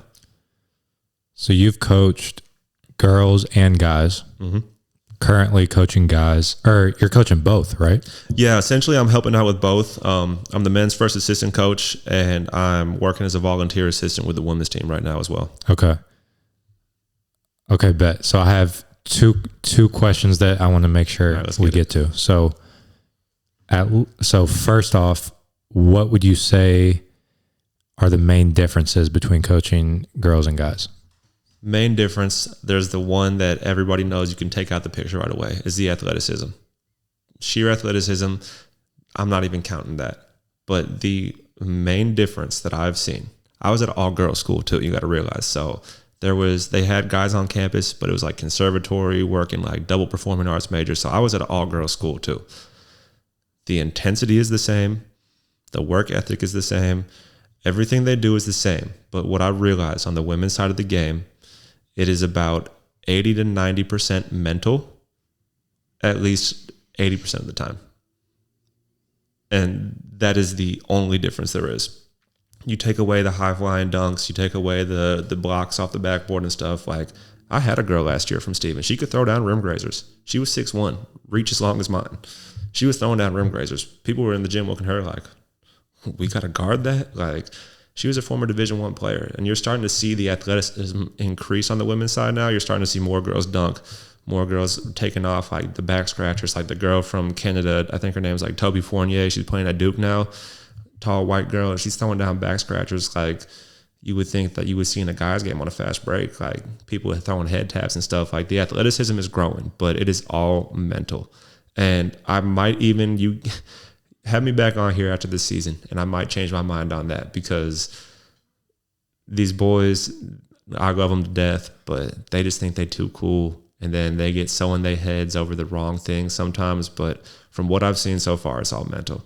If you get it, guys can get into a fight in the middle of the gym because somebody pulled them down on a box out, and they're throwing actual hands, like trying to throw fisticuffs at each other and shit. And then 5 minutes later, they'll be good like nothing happened. You can't have that on a girls' team. If they get into it, whether they get into it on the practice floor, they get into it at their dorms because there's some beef over who's talking to who, X, Y, Z, this, and this, like, it will screw your team over. It will screw your team over because they cannot overcome that beef they had. And I don't know what causes it. I don't know if it's a hormonal thing or what, but like, besides that, and like, their mindsets are great. Like, we had girls with some bulletproof mindsets on my team. They would get in, get after it. They wouldn't let anything phase them. But majority of the time, if there's some sort of imbalance between two people on that team, chances are there are people picking sides. There are people who were saying stuff behind their back. And like, majority of the time when we had issues, that's all it was talking about the he say, she say stuff. And it's like, you can't have that. But besides that, I'd say it's all the same. Like, those girls we would half the time in practice, we wouldn't play out of bounds. If you aren't sprinting to go get that ball out of bounds and taking it and going the other way in transition, like, yeah, you want to try to get on the court as soon as you can. We're not letting you run down the sideline by the bleachers and then hop on the baseline. But like, we told them, like, if you're not going to go chase that ball down, you're not going to play. Like, we want people who want that ball more than anyone else.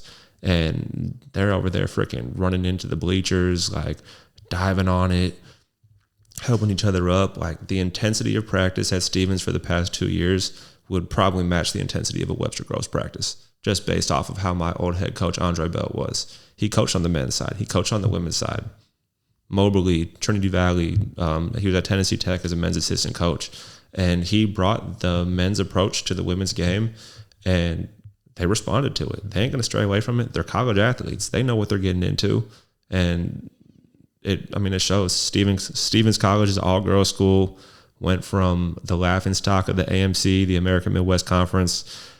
School's almost 200 years old, and we were technically co-conference champs, so I don't even count it as a full conference championship. But we won the conference for the first time in the history of the school in any sport. Damn. And he did that in a 3-year span.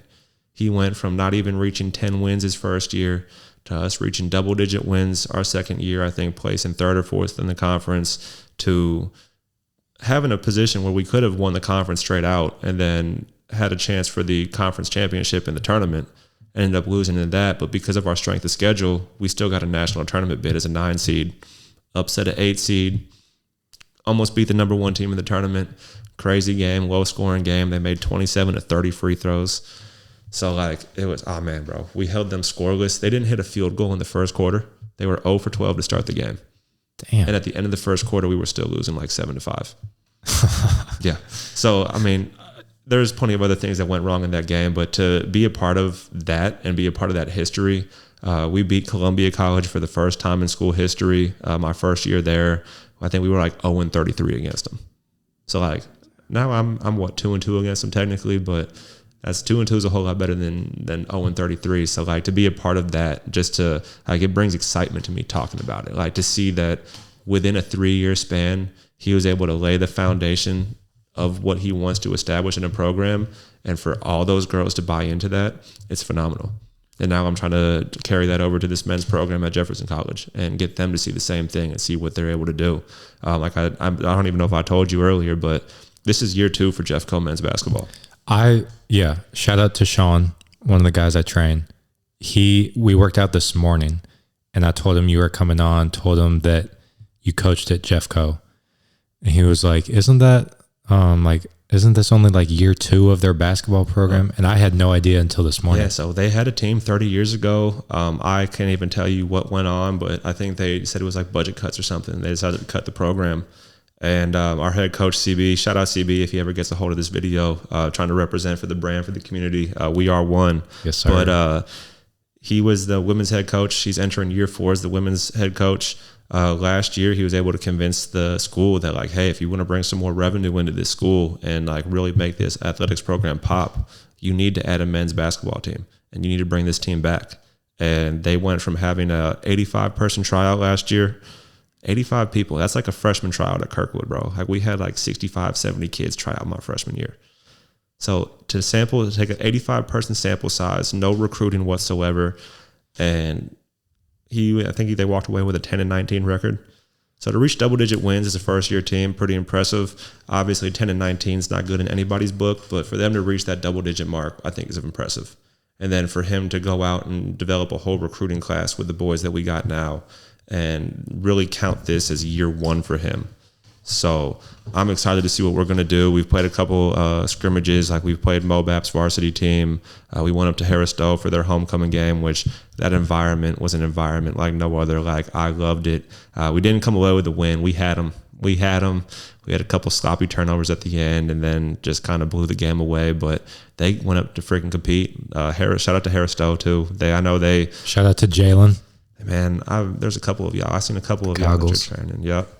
He was actually the one who had the dunk to steal the game. He had a big steal on an inbounds pass that we drew up to try to break their press, and our guard turned it over, and he threw down the exclamation mark. So I'm sure he knows exactly what I'm talking about when he tunes into this, and he's probably going to laugh a little bit. But they got some dogs. I think that they got a big year ahead of them, and I think allowing us to go up there and play in that environment, especially as their homecoming game, to like kind of intro their season, like you can't compete with an environment like that.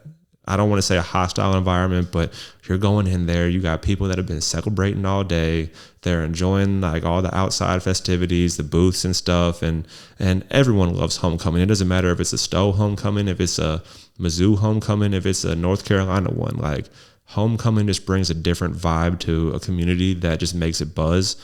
And for us to go in there and play them and it be a back and forth game, I'm pretty sure Benny, their guard, like probably torched us for like 40 or something like that. Like he was freaking pulling everything, like hitting these freaking crazy little jelly lays and stuff like that. But it was fun. I was like, man, like how many threes does this dude have to hit from behind the volleyball line for you to step up and guard him? But like, that's why we play these preseason games and scrimmages, because like we can't give the boys all the answers. We got to let them go out there and compete against other teams to see what they got to do differently. And now they're able to start seeing that. So, and then also like being able to play in that environment just prepares you for the postseason, whatnot. Okay. So you said at Jeffco, the first year, it was 85 kids tried out with no recruiting. Essentially no recruiting. Yeah. So then that was just like Joe Smith is a like computer science major, and then he finds out that Jeffco is having a basketball team, and he thinks, I'm gonna enroll in classes. And I played JV in high school. Okay. Yeah. So that is impressive to pull out 10 wins. Yeah. And I think they had a decent team last year, and I think the biggest struggle for them was coming out hot. And you can attest to this. I don't think you guys had a single game in your high school career where you started a game slow. And if you did, you probably remember exactly which game it was, because Blossom probably chewed you out at halftime about it. Shit. At Kirkwood, we had too many of those games where we started the game slow. And I think at Jeffco last year, if they would have started the game by punching teams in the mouth, they would have won a lot more games. And then closing it out is a big thing, which we've already learned early on. Like, I think we were up 3 on Stowe. They shot free throws, cut it to a 1-point game. Call a timeout, we turn it over. Kid throws down the exclamation dunk, puts them up by 1, and then we have another turn up, come down, travel, get the ball back, got a foul. They make more free throws. Now the game's out of reach. There's only X amount of time left. Like, you got to be able to close out games, and you got to be able to start games strong. And if you can do that, you're going to win a lot of basketball games. But at the same time, almost every single team in this country is probably dealing with the same issue right now, which is figuring out who those closers are going to be, or figuring out what that starting rotation can be to make sure that we start every game up here instead of here and working up to it. So, also to circle back, shout out to Mobep. Jarvis is a first-year head coach there. Yes, he is. And he's kind of the epitome of what we're talking about, like a younger coach, knows what the fuck is going on. He was an assistant before there, right? For a handful of years, yeah. And he's that like young coach that can like present the information in a way that just from like the handful of stuff that I've seen, like you can tell the guys like buy into it. Oh yeah. He knows, like whenever they came into our gym, he almost got a tech in a scrimmage. Like really? He goes up to bat for his team already. And like, you can tell that they're buying into it. Like their bench was engaged. They knew they're like, oh, like this is a D2 JUCO. Like we should come in here and dog walk them anyways. And they were up big on us, and we actually cut it down from like, it was almost like a 30-point game, bro. Like we were not hitting shots, and we ended up cutting it down to like a 8-point game at some point, and he was livid. Like, and like I could tell right away, especially for him being a first-year head coach there, I was like, I mess with this dude. Like seeing him, like I was talking about, he's up and down the sideline, he's in a stance, he's rarely sitting down. Like his energy as a coach, I think is going to do big things for Mobap this year. So we were texting, and you were saying you were like going to hit me back because you were doing laundry. Yeah. And so that made me think of this question so episode number, I think it was episode number 2. I had Sam Briscoe on here, head coach at CBC. Was at Kirkwood for a year. That's right. Yeah, he was. A great season at Kirkwood. Yes. Should they beat it? Best one in a while. Yeah. I was an assistant at DeSmet for a couple years.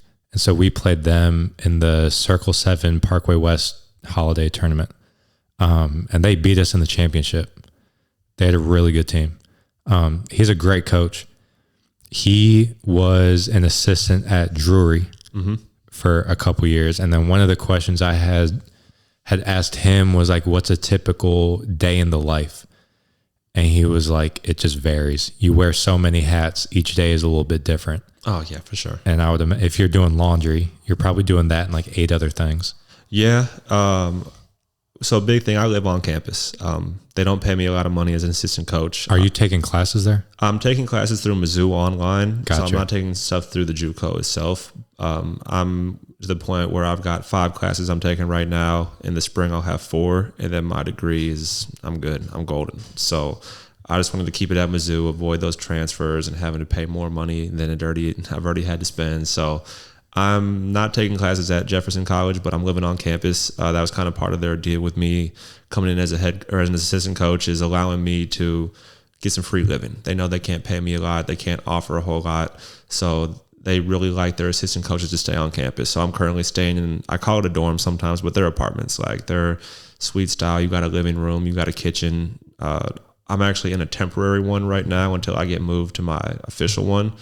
They got people moving around, some construction and stuff, but my days vary a lot. With me being on campus, I tell my players all the time, look, like you get some coaches that are like, oh, hey, it's 9:30. Like, don't hit me up at past 9:30 at night. Like I'm done for the night. Like, I'm never going to be that coach. And it goes back to me saying like, I'm never going to see myself as below or above somebody. It's like, I see myself as equal. If I can do anything to make sure my boys are staying out of trouble and make sure that they're getting that work in, I'll do it.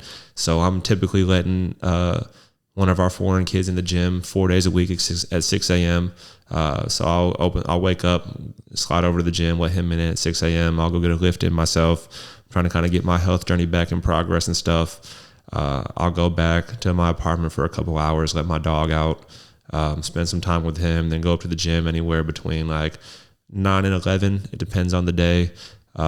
I got some workouts that I'll give kids in the morning. Some days I'll be giving a kid a workout at 9. Sometimes I'll give one at 10. Then by 1 o'clock, 2 o'clock, our women's practice starts. I'm there full practice with the girls, pitching in wherever they need me. Typically, our guys will follow right after. Sometimes we have a 2-hour break because volleyball is still in season, and we'll have that 2-hour break. I'll go back home, eat some food, let the dog out again, come back up, get ready for men's practice. We get out between 7:30. We have managers, but I don't like them to stay at the gym all night. I saw how the managers kind of were treated at Mizzou sometimes, with the expectation of like, you always need to be here. You got to do this, this, and this, getting dogged on for not doing the little things. And when I was at Stevens, I had to be responsible for stuff like that. My first year, it was my head coach and myself, and then we had one volunteer assistant. So all those responsibilities were shared between us three. It actually got to the point at Stevens where the girls would do their laundry. They would have a laundry sheet in the locker room, and at the end of practice, if it's your day to do laundry, you're taking that laundry basket home and you're putting it in the wash. So like, there's stuff like that I've got to experience. But for me, if I know we're getting out late, okay, we get done at 7:15. Half the time those boys want to stay and shoot around at the practice, so they're not even getting out of their practice gear till 8 o'clock. Now you got a 40-minute wash cycle, then you got to come back up, then you got an hour dryer cycle. You're not getting out the gym till midnight, like almost every single night. And like, these kids that are managers, they're doing it for extracurriculars so they can put it on their resume.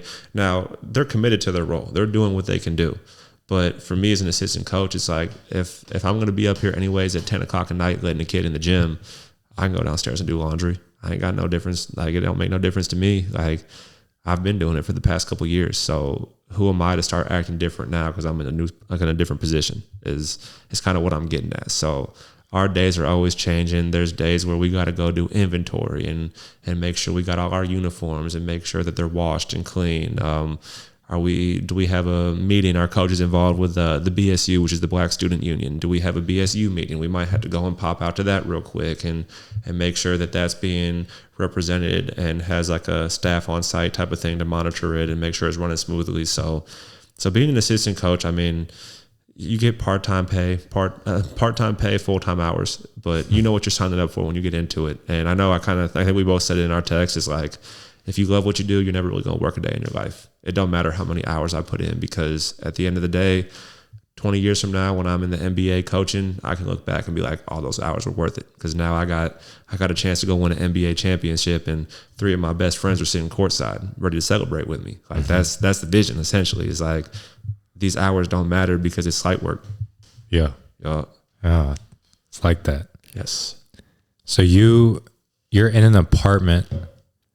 Is it like technically on campus? It is on campus, yes. Is it like secluded-ish? No, or so these I'm currently, I tell people I'm in the display case right now. So they actually got me in the showroom while they actually just built a new apartment complex because enrollment has been increasing.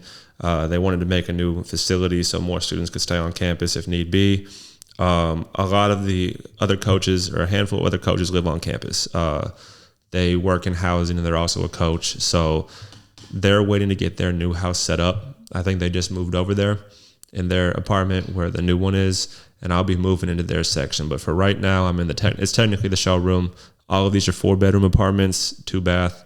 I'm in one where it's a 3-bedroom, 2-bath. So I'm in a real small rinky-dink room. I've got a twin-size bed I'm sleeping on with a 95-pound dog. It's not ideal, but we make it happen. I ain't got no back problems more than I already do being a tall guy. So it is what it is. I'm just grateful that I don't have to pay rent, in all honesty. Especially in today's days and age, you can't afford to live by yourself, man. It's so expensive. And unless you're making very, very good income, you're not seeing a whole lot. But I currently live in the corner surrounded by all the baseball players. They're all some pretty cool guys. They can kind of get rowdy sometimes. I think I got some country kids up above me because I've been hearing the duck calls recently. So they must be getting ready for the season. But it's cool. I mean, all the kids on campus are easy to get along with. Having a big 95-pound pit mix, people kind of are like, okay, yeah, I don't want to piss that coach off because he's got that big dog he can let loose, even though he's the biggest sweetheart in the world. And like, I'll go let him out around campus, and I'm walking him, and players are coming up. It don't matter if they're soccer girls, soccer boys, baseball, basketball, softball.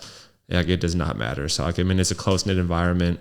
I'm just trying to put myself in the best position to succeed and allow these athletes to know that they have someone that they can trust and come to. But also at the same time, when I'm doing like my on-call hours, don't be making a mess and don't be drinking and partying on campus underage, because if I get called as an RA, the police are getting called, y'all are getting shut down. Like, I'm not here to be y'all friend, but I'm not here to be y'all enemy either. So it's just like mutual respect up there. So I'd imagine there's some like if I were in your position, I would have to be conscious of like the boundary between RA, coach, and we're living in the same building. Yep. You know, we're chopping it up as you're petting my dog.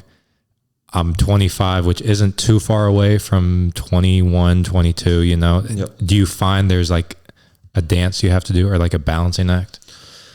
Yes and no sometimes. I think more so that for me, like I said earlier, like this is plan A through Z for me. I don't have a second option that I'm willing to reconsider right now.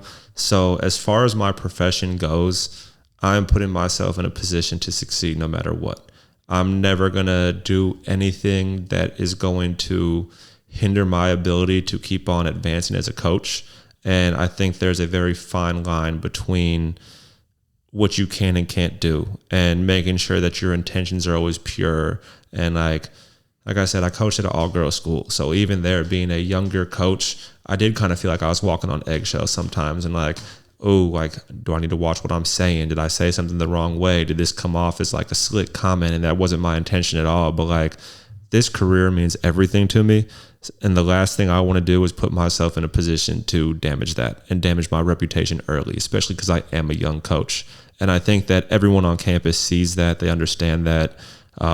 It's kind of funny because I got a brother who just turned 20. He's a sophomore at Florida State. And I got a brother who's a senior in high school. He's 17. He'll be 18 in April. By the time I'll be 26, by the time he's 18. So these kids that I'm coaching now are legit in the age range of my brothers, who I've felt so much older than my entire life because they're half siblings. I was never around them all the time. I'm in high school while they're in elementary school still, like that kind of stuff. And like, I see these people and I'm like, okay, y'all aren't that much older than me. But then I'm like, damn, y'all are my brother's age. So y'all really are young as hell. Like, y'all are some babies to me. Like, I, no joke, remember when y'all were this freaking big because my brothers were that freaking big and they're the same age as y'all. Like, yeah. So I try to make sure that I'm always representing myself in a professional manner. I think that you can be open with those kids and you can tell them things like, I don't have an issue telling them about my DWI. Some people try to hide that and cover that up and cover their tracks. But like I said earlier, if I can turn my failure into a learning opportunity and now I can put that on to the kids, whether it's the soccer girls, it's the baseball boys, it's the cheerleaders, whoever it is on campus, like allowing them to see that like, hey, you're a college kid, you're supposed to live your life, you're supposed to have fun, but you still got to follow the rules. If it's a dry campus, it's a dry campus.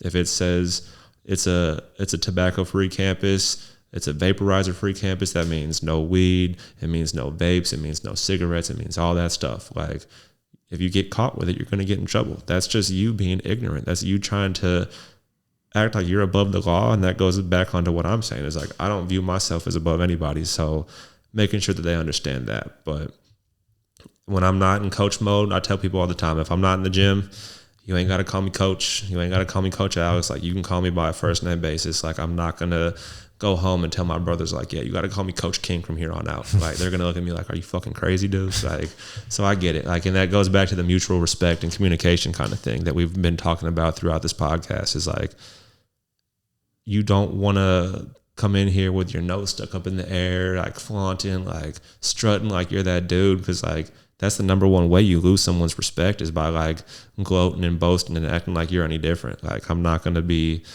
I personally don't drink much. That's kind of why the DWI thing was such like a mind blowing thing to me, was because like, I'm not a drinker, but like, I'm not up here boozing it up on campus and like blowing down in my apartment. Like, it's just not, you don't do that. And especially as a coach, like, people pay attention to you in society.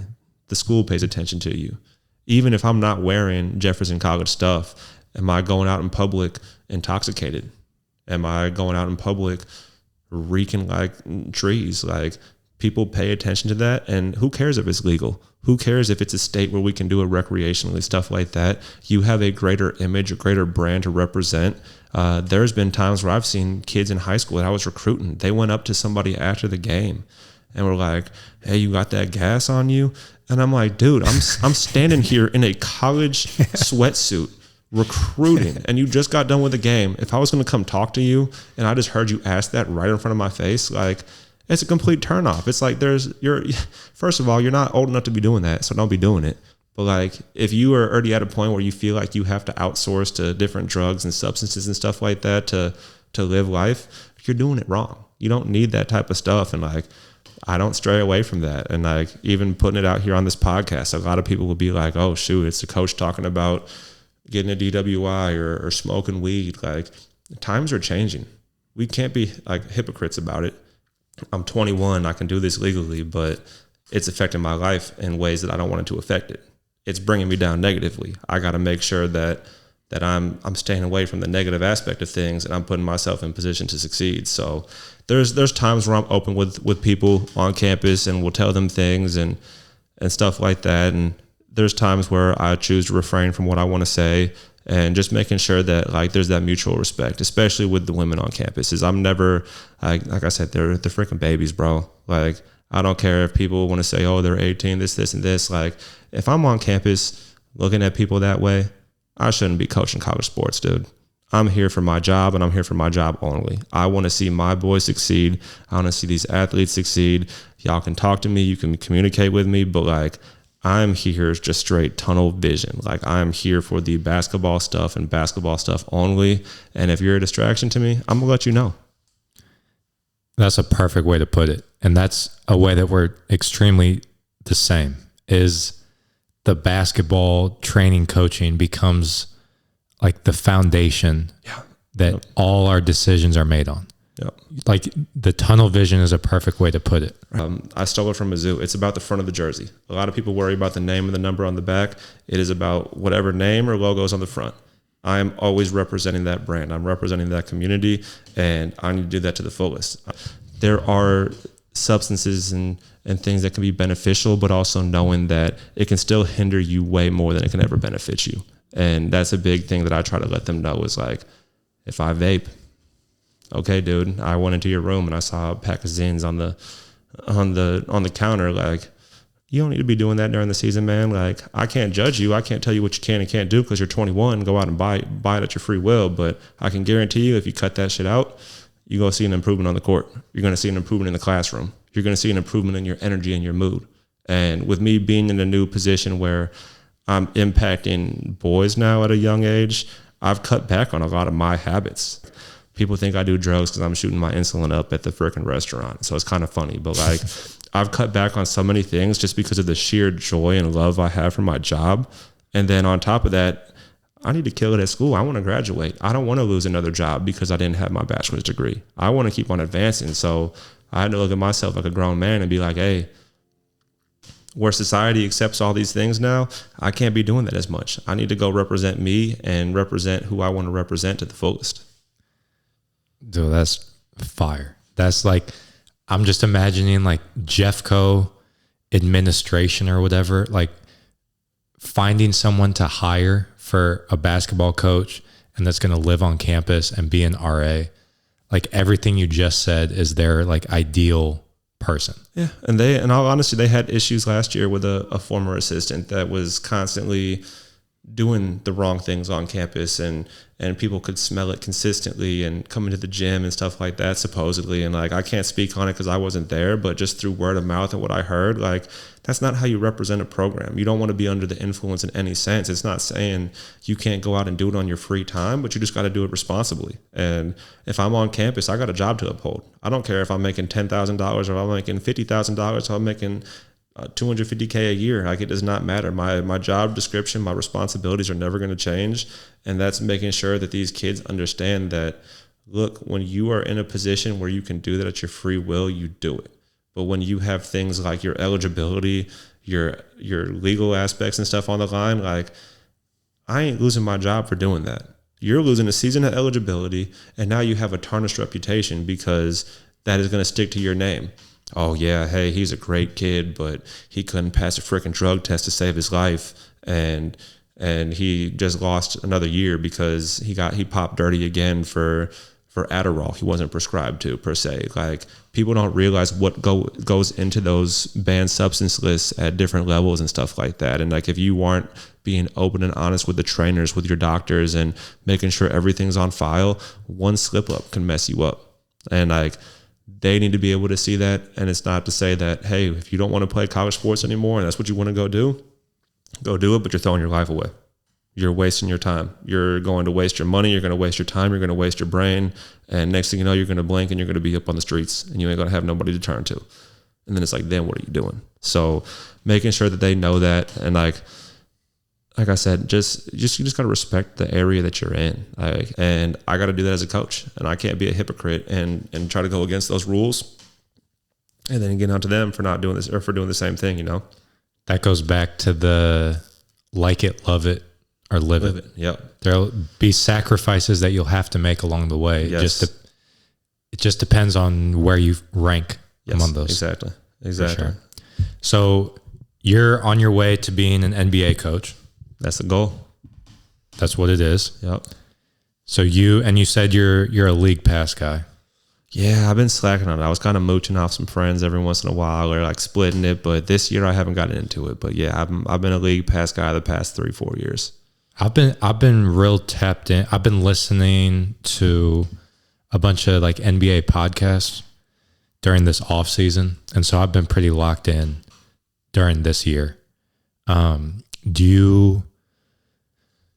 here's a question. So I had one of my former teammates in college. I had him on the pod. Okay. And he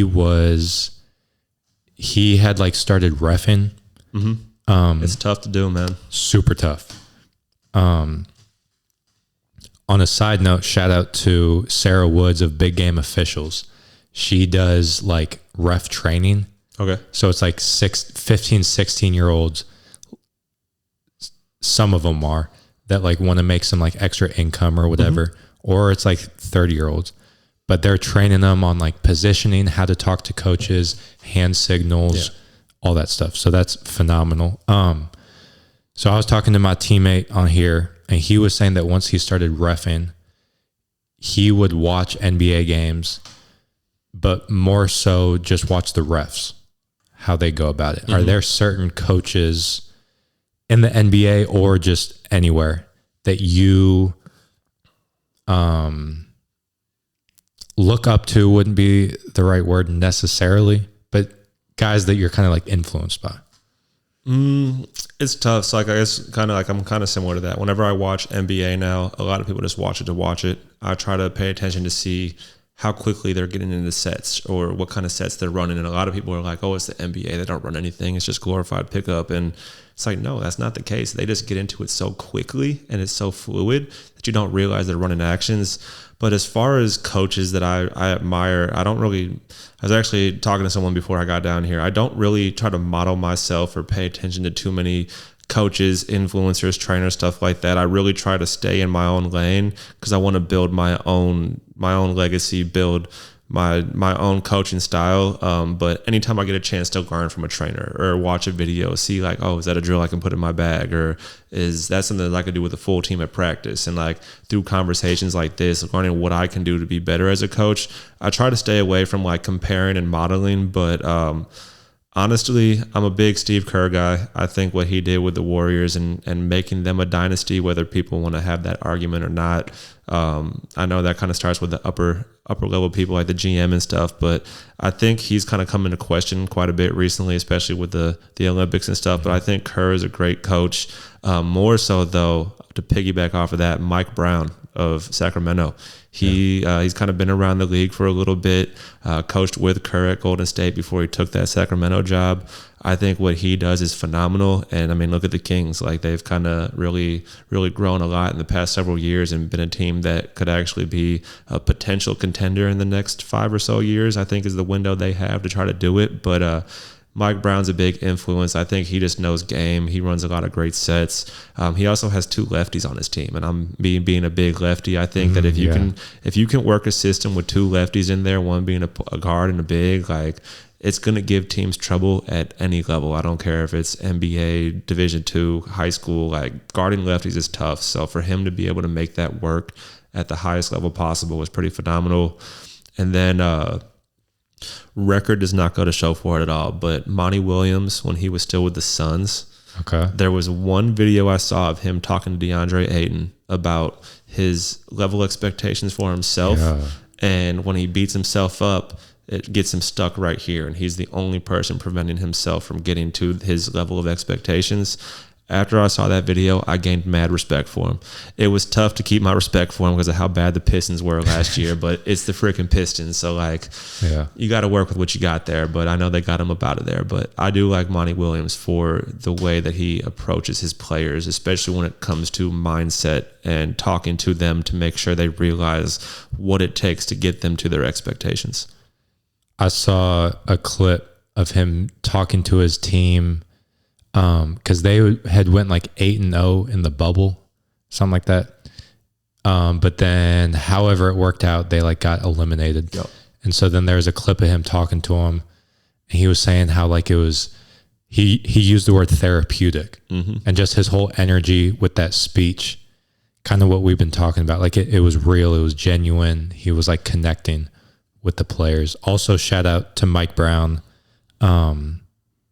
It's not going to watch this, but you never know. He might tune in. That's all it is. You got to manifest it. He might find out a Jeffco assistant is on here. Might give you an opportunity. So 2 lefties and one that doesn't really shoot threes. Correct. Which usually is like an Achilles heel of a team, but he's able to make it work.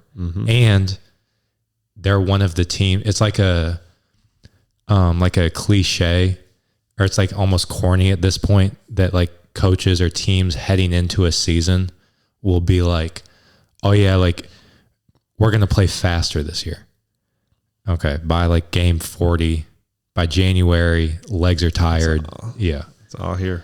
Yeah. But they're, for the most part, one of the teams that actually gets up and down. They're consistent. Plays really fast. They're consistent. Yeah. They are. And especially, I mean, Sabonis is a great big. I think he started this season off with like 2 or 3 straight triple doubles already, which he is on my fantasy team. Thank you. He is probably one of the few cats that gets overlooked when it comes to triple doubles and dominating inside and out and being a pass first big, because you don't see it too often. But then you see Jokic doing it consistently night in, night out.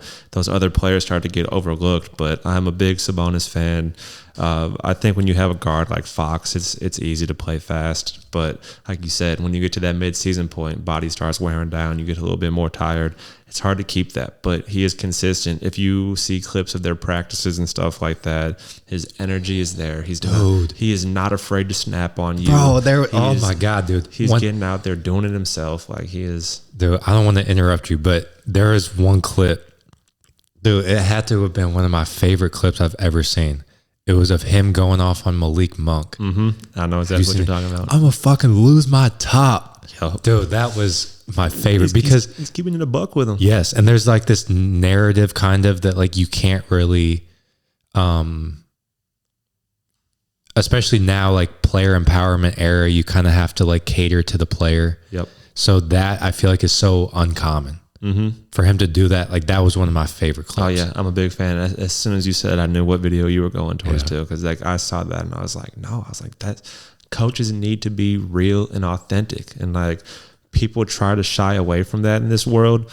But if you can be real and authentic, people know that they're always going to know what to expect from you, and that's not a bad thing. They might not know exactly what you're going to say, how you're going to say it, but they know that the genuine truth is going to come out of your mouth and you're going to mean it full force. And that sticks with people. And I think there's a lot of people that, and it goes back to the social media stuff we've talked about. People are afraid of cancel culture. People are afraid of what's going to be stuck on the internet forever. And it's like, you can be fearful of that. There's going to be times where people make mistakes and people say things they don't mean or it's misinterpreted. But if you're genuine and you're truthful and you're honest and you have respect for people, people are always going to admire that and people are always going to give you the benefit of the doubt.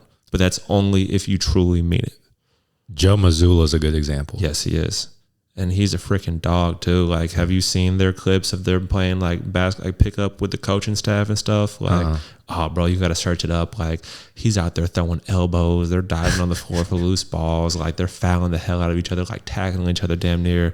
Mazzulla is a great young coach. And then like you said, like, he freaking openly admits he uses Quizlet for his freaking scouting reports and to like help prepare for teams. So it's like, okay, you're telling me I can go get on Quizlet and find Mazzulla's Quizlets on every single NBA team? It's like, I might go home tonight and instead of turning on ESPN and catching up for the sports on the weekend, I'm gonna go find those Quizlets and see how he's actually preparing for those games. Like, then that goes back to the school. It's like, oh, well, if he was using Quizlet for school and realized it actually helped him, and now he's using Quizlet as an NBA coach to help prepare for teams and openly saying in an interview, like, you can't compete with that.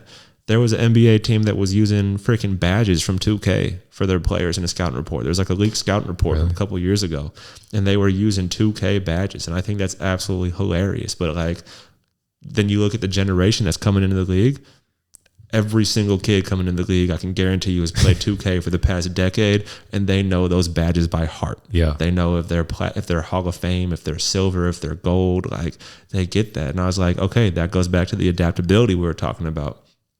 Can I adapt to make my scouting report engaging, where it's not too much filled, it's not too much information, I'm not overwhelming them.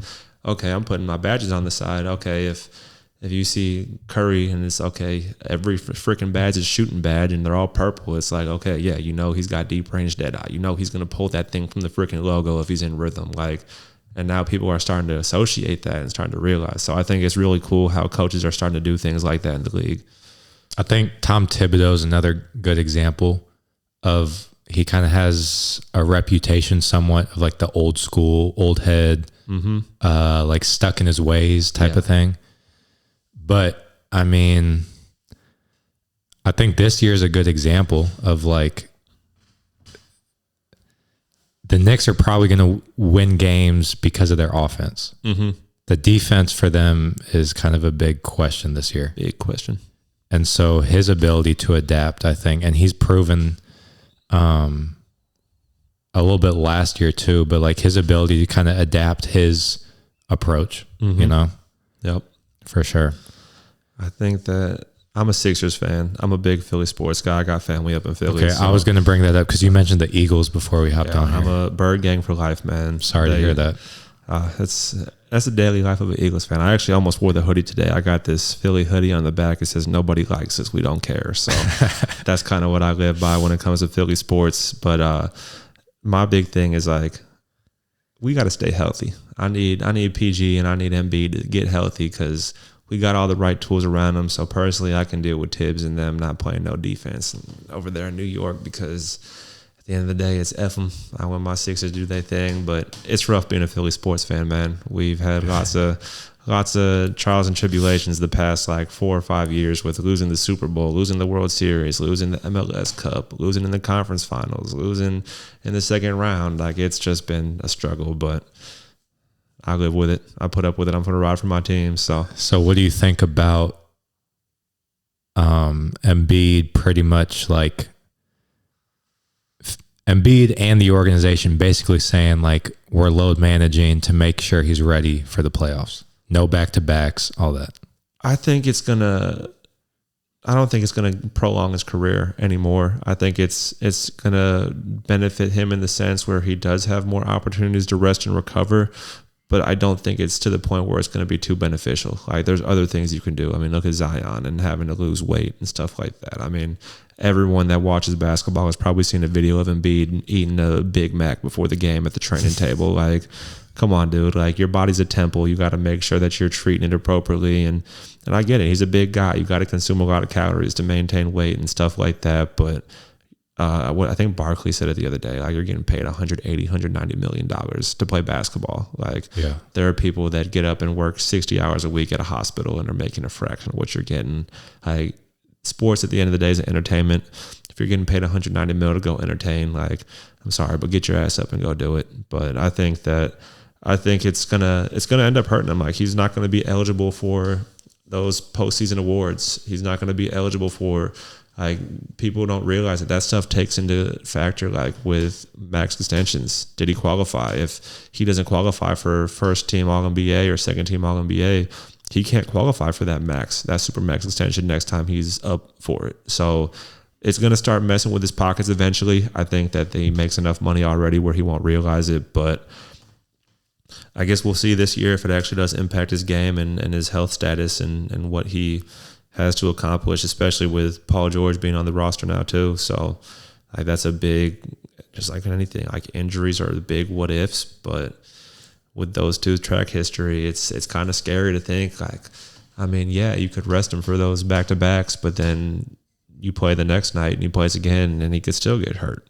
Yeah. Did he take the proper steps to get that training and stuff? And now granted, they're professional athletes, so you always want to assume that they're taking the utmost importance of their health and their well-being, because at the end of the day, that's what makes them the money. So they got to make sure they're taking care of that. But I think it's going to hurt his career and tarnish his name. But at the end of the day, the only thing he has left to accomplish is win the NBA championship. So, and that's what they were saying, was like, and Embiid specifically was like, I've done everything else. I've made X amount of millions of dollars. Yeah. First team All NBA, MVP. Like, he's done all that. Now the only thing he has left to do is win the chip. And I think to your point, like if they go out, because that three, Maxey, PG, and Embiid, in terms of play style, like they fit really well. Mm-hmm. If they go out, make the conference finals, make the finals, win the chip, whatever it is, all of this is cool.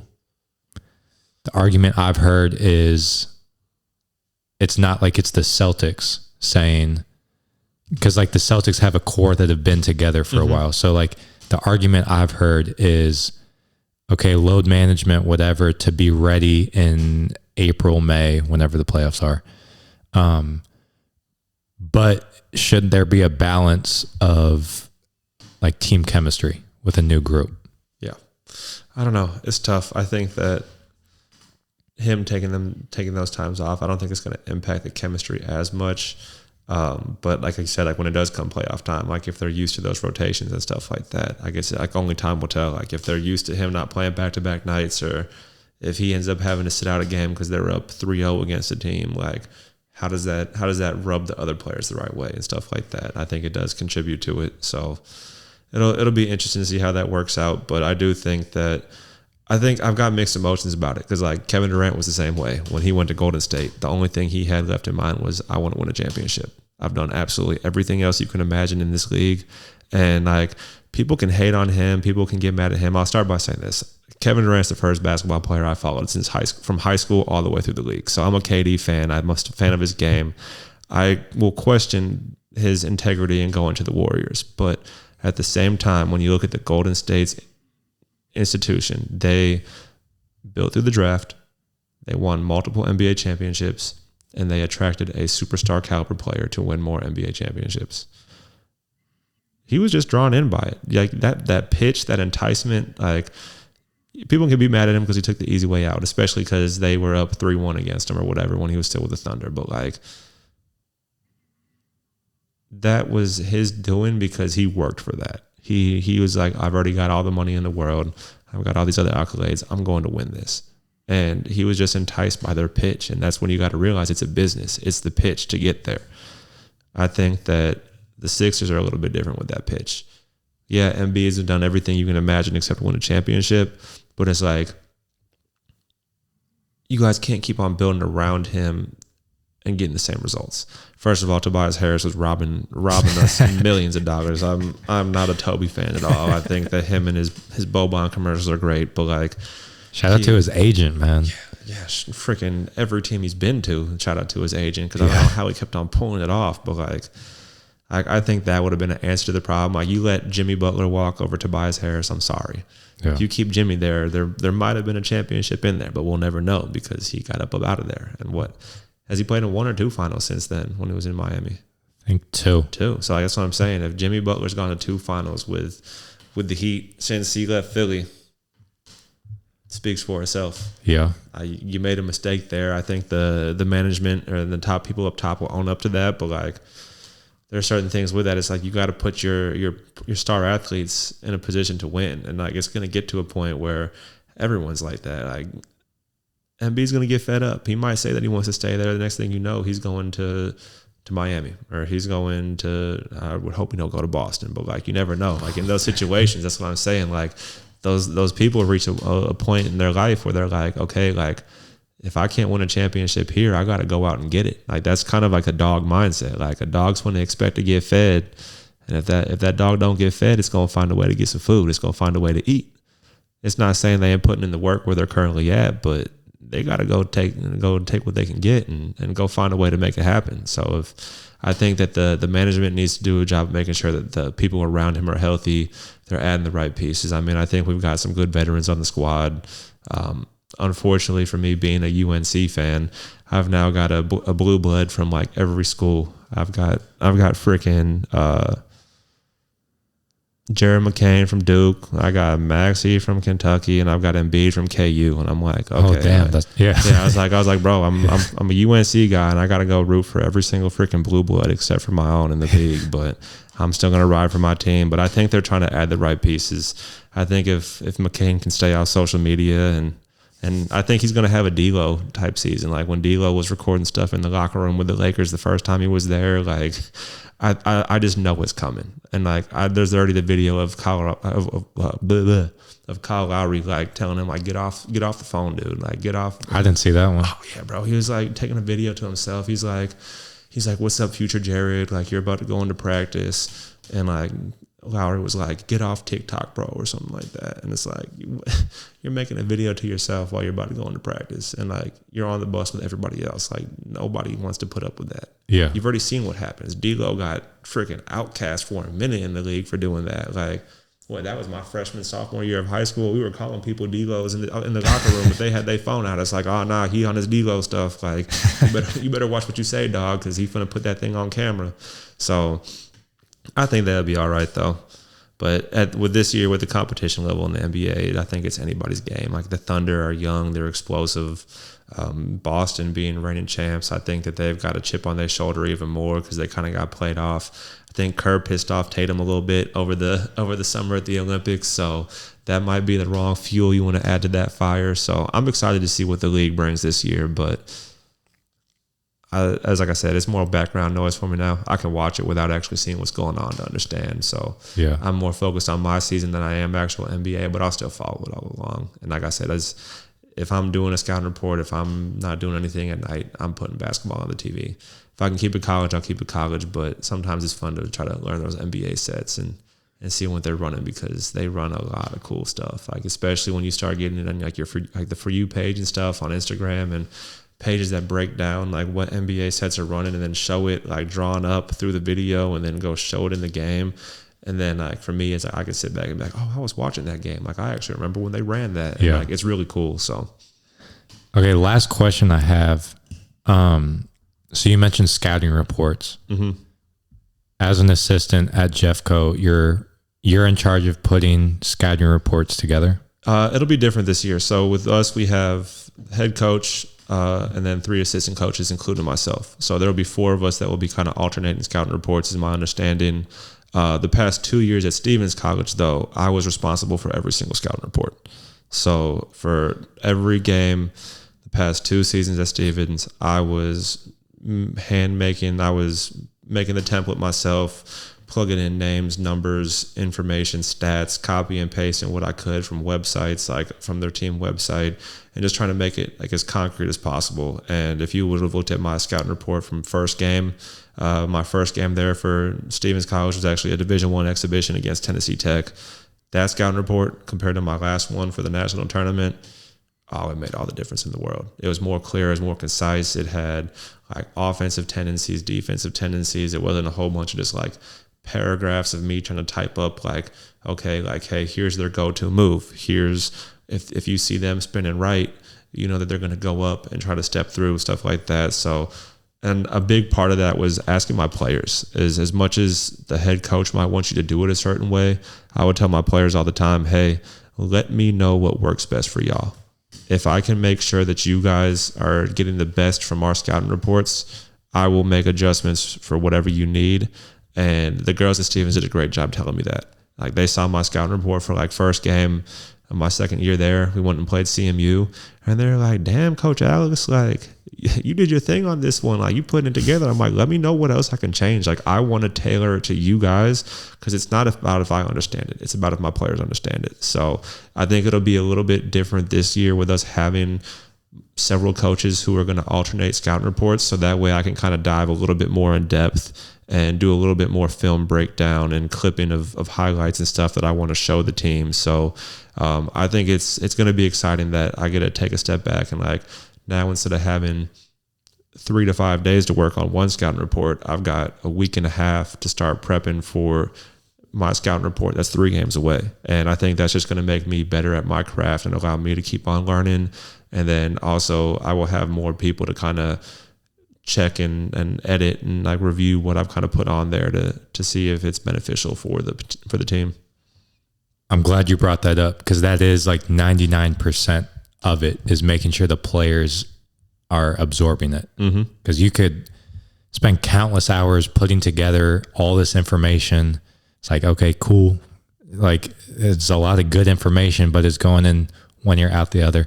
Just because, you know, there's so much of it, you can only comprehend so much.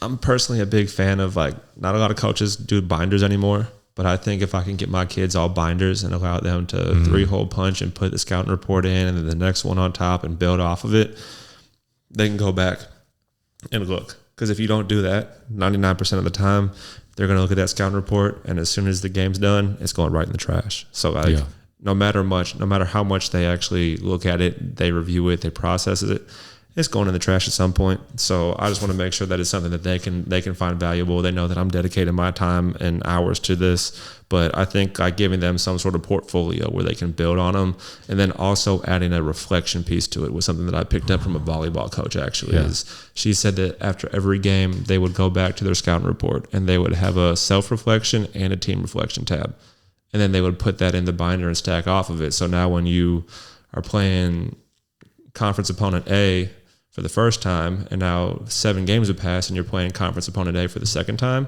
you've got the new scouting report, but you can go back and you can look at your game notes for yourself and for the team, and it just makes it all that better. So that's fire. Oh yeah, free game. Yeah, for sure. I'll do that a little bit with my players. Should probably do it more though, just like self-reflection, how a workout went or how a game went, what you think you can do better, instead of just moving on. So you mentioned, so the beginning of the year, your scouting reports were more player specific. He likes to drive right, or she likes to drive right, spin back. And then towards the end of the year, it was more team oriented. It was almost over a 2-year span. So like my first year there, it was trying to keep it minimal, but allowing them to know what each player is going to do. It was more player breakdown. And then year 2 comes around. How can I keep a player breakdown while not overwhelming them with words? So whether that's doing bullet points, and then putting their stat line for their past 5 games, or their conference stat line compared to their non-con stat line, so they can see the numbers instead of me talking about what they're doing. Oh, is that person, are they taking 5+ threes a game? Okay, that person's probably a no-look shooter. If they're shooting that many times from beyond the arc, we're going to have to tend to them as a 3-point shooter. And then molding that into a very minimal player breakdown, and then adding the team stuff at the bottom as well, where it's like their offensive tendencies, their defensive tendencies, and then writing like our keys to the game and how we're going to stop them. And a lot of that stuff is like simple stuff like boxing out, or good transition defense leads to good transition offense, like stuff like that. And like just stuff that we are constantly reviewing as a team and allowing our players to not just hear it every day in practice, but see it on the paper as well. And then they can go back and look at it, and it's like, oh, I mean, I think we only lost 2 conference games last year. So it's like in those 2 conference games, I know we lost down in Arkansas to Williams Baptist. We lost by 12 points. They just so happened to hit 4 banking threes that game. You go back on it, oh, these people that are no-look shooters, if they don't get that shot off in the first place, they don't even have a chance to bank that 3 in. So then you go back to the scouting report. Oh, hey, it says no rhythm threes. This person's no looks. This person's no looks. This person's no looks. Okay, now the one person who hit the fourth bank in 3, they weren't marked as a shooter on the scouting report. Okay, we can live with that one, but allowing them to see that and allowing them to realize that, like, we know what we're talking about a little bit. So we're trying to give y'all the keys to the door so y'all can swing that thing open and rush in there and take over the place. That's what Coach Williams at this Met, he was really good at that. And that's something that I've taken with me just in life, really. Because I had come from Webster that was get the job done. Mm-hmm. You didn't get the job done. Here's why you suck. And it was a little more intricate than that. But that was kind of the mentality, more or less, which had a lot of benefit. What was new to me when I got to DeSmet was we would catch an L, and then whether it was like in the talking to the players after the game or a coach's meeting, he was really good at that type of stuff. Like, okay, we lost by 8, and then kind of pointing out the anomalies. 4 banked in 3s. It's probably not going to happen again. So as long as we keep on doing what we've been doing and remaining the course, that's going to make a difference. Yeah. A big thing that my former head coach, Andre Bell, would say is, like, especially in film breakdown, is you want to take the winning and losing out of it. And we would take the wins and losses out of every single film breakdown. And there would be times where it was a really negative film session, and it's like, this is awful, this is awful, this is awful. And, like, the players would kind of be like, well, like, we just beat them by 30. Like, what are you talking about? But it's like, no, like, when you're looking at our principles and, like, our standards and expectations for our defense, we just let up 4 extra O rebounds. We wanted to keep them at less than 10 O boards, and they got 14. It's, okay, yeah, you rotated the help side, but your ball side foot was down and your back was turned and you gave up a backdoor cut. And then you did this. Okay, so now we're adding those points up, and it's, okay, yeah, we beat them by 30 points, but if you didn't let this happen and have this defensive breakdown and give up this O board, that's 7 points right there. So instead of a 30-point win, now we got a 37-point win. And now people are really looking at our scores like, this team means business. They do not mess around. And, like, that's the whole purpose of us as coaches, to get people to realize every small thing matters. So we would do a lot of that in film breakdown. And I think that my old head coach did a great job of taking the wins and losses out of it. Then it goes back to Kirkwood. Coach Dowden, he would say, it don't matter how much you win or lose by, it only counts as 1 in the column. So you got to keep that mindset too, is, okay, yeah, you just beat a team by 50 points, but you don't get 2 dubs for that. You only get 1. You might have lost by 1 point. That's only one in the column. You might have lost by 30. That's still the same as losing by 1. You lost the game. It don't matter. It don't make no difference. So getting kids to see that was a big thing. And I'm excited to kind of carry a lot of that stuff over to this program that I'm in now. Yeah, man. I look forward to seeing you do it. Like, it's going to be real cool seeing how you've just the evolution. Like, I know with anything you do, coaching as a player, any profession, a piano player, like, I really enjoy putting in the hours to get better at something, and then, like, feeling yourself get better at it. I can imagine for you, this will be a big year of, like, kind of boss up a little bit, like open it up, especially on the men's side. I get a chance to be like, my coach now is really encouraging me and the other assistant coaches to, like, not be afraid to blow the whistle in practice. Nice. Like, making sure that that we know that we're not stepping on his toes by feeling like we can stop it. Like, nice. If it ever gets to that point, he will let us know. And that was kind of a downfall at my last school, was like, I was there, but then when it came to pointing out what we needed to do, but also that coach had a clear vision of what he was trying to do. He spent years and years and years crafting that. And I was just learning from him, and I was eager to learn and grow. And now that after being there a couple years, now I can put that stuff in my bag and go apply it to somewhere else.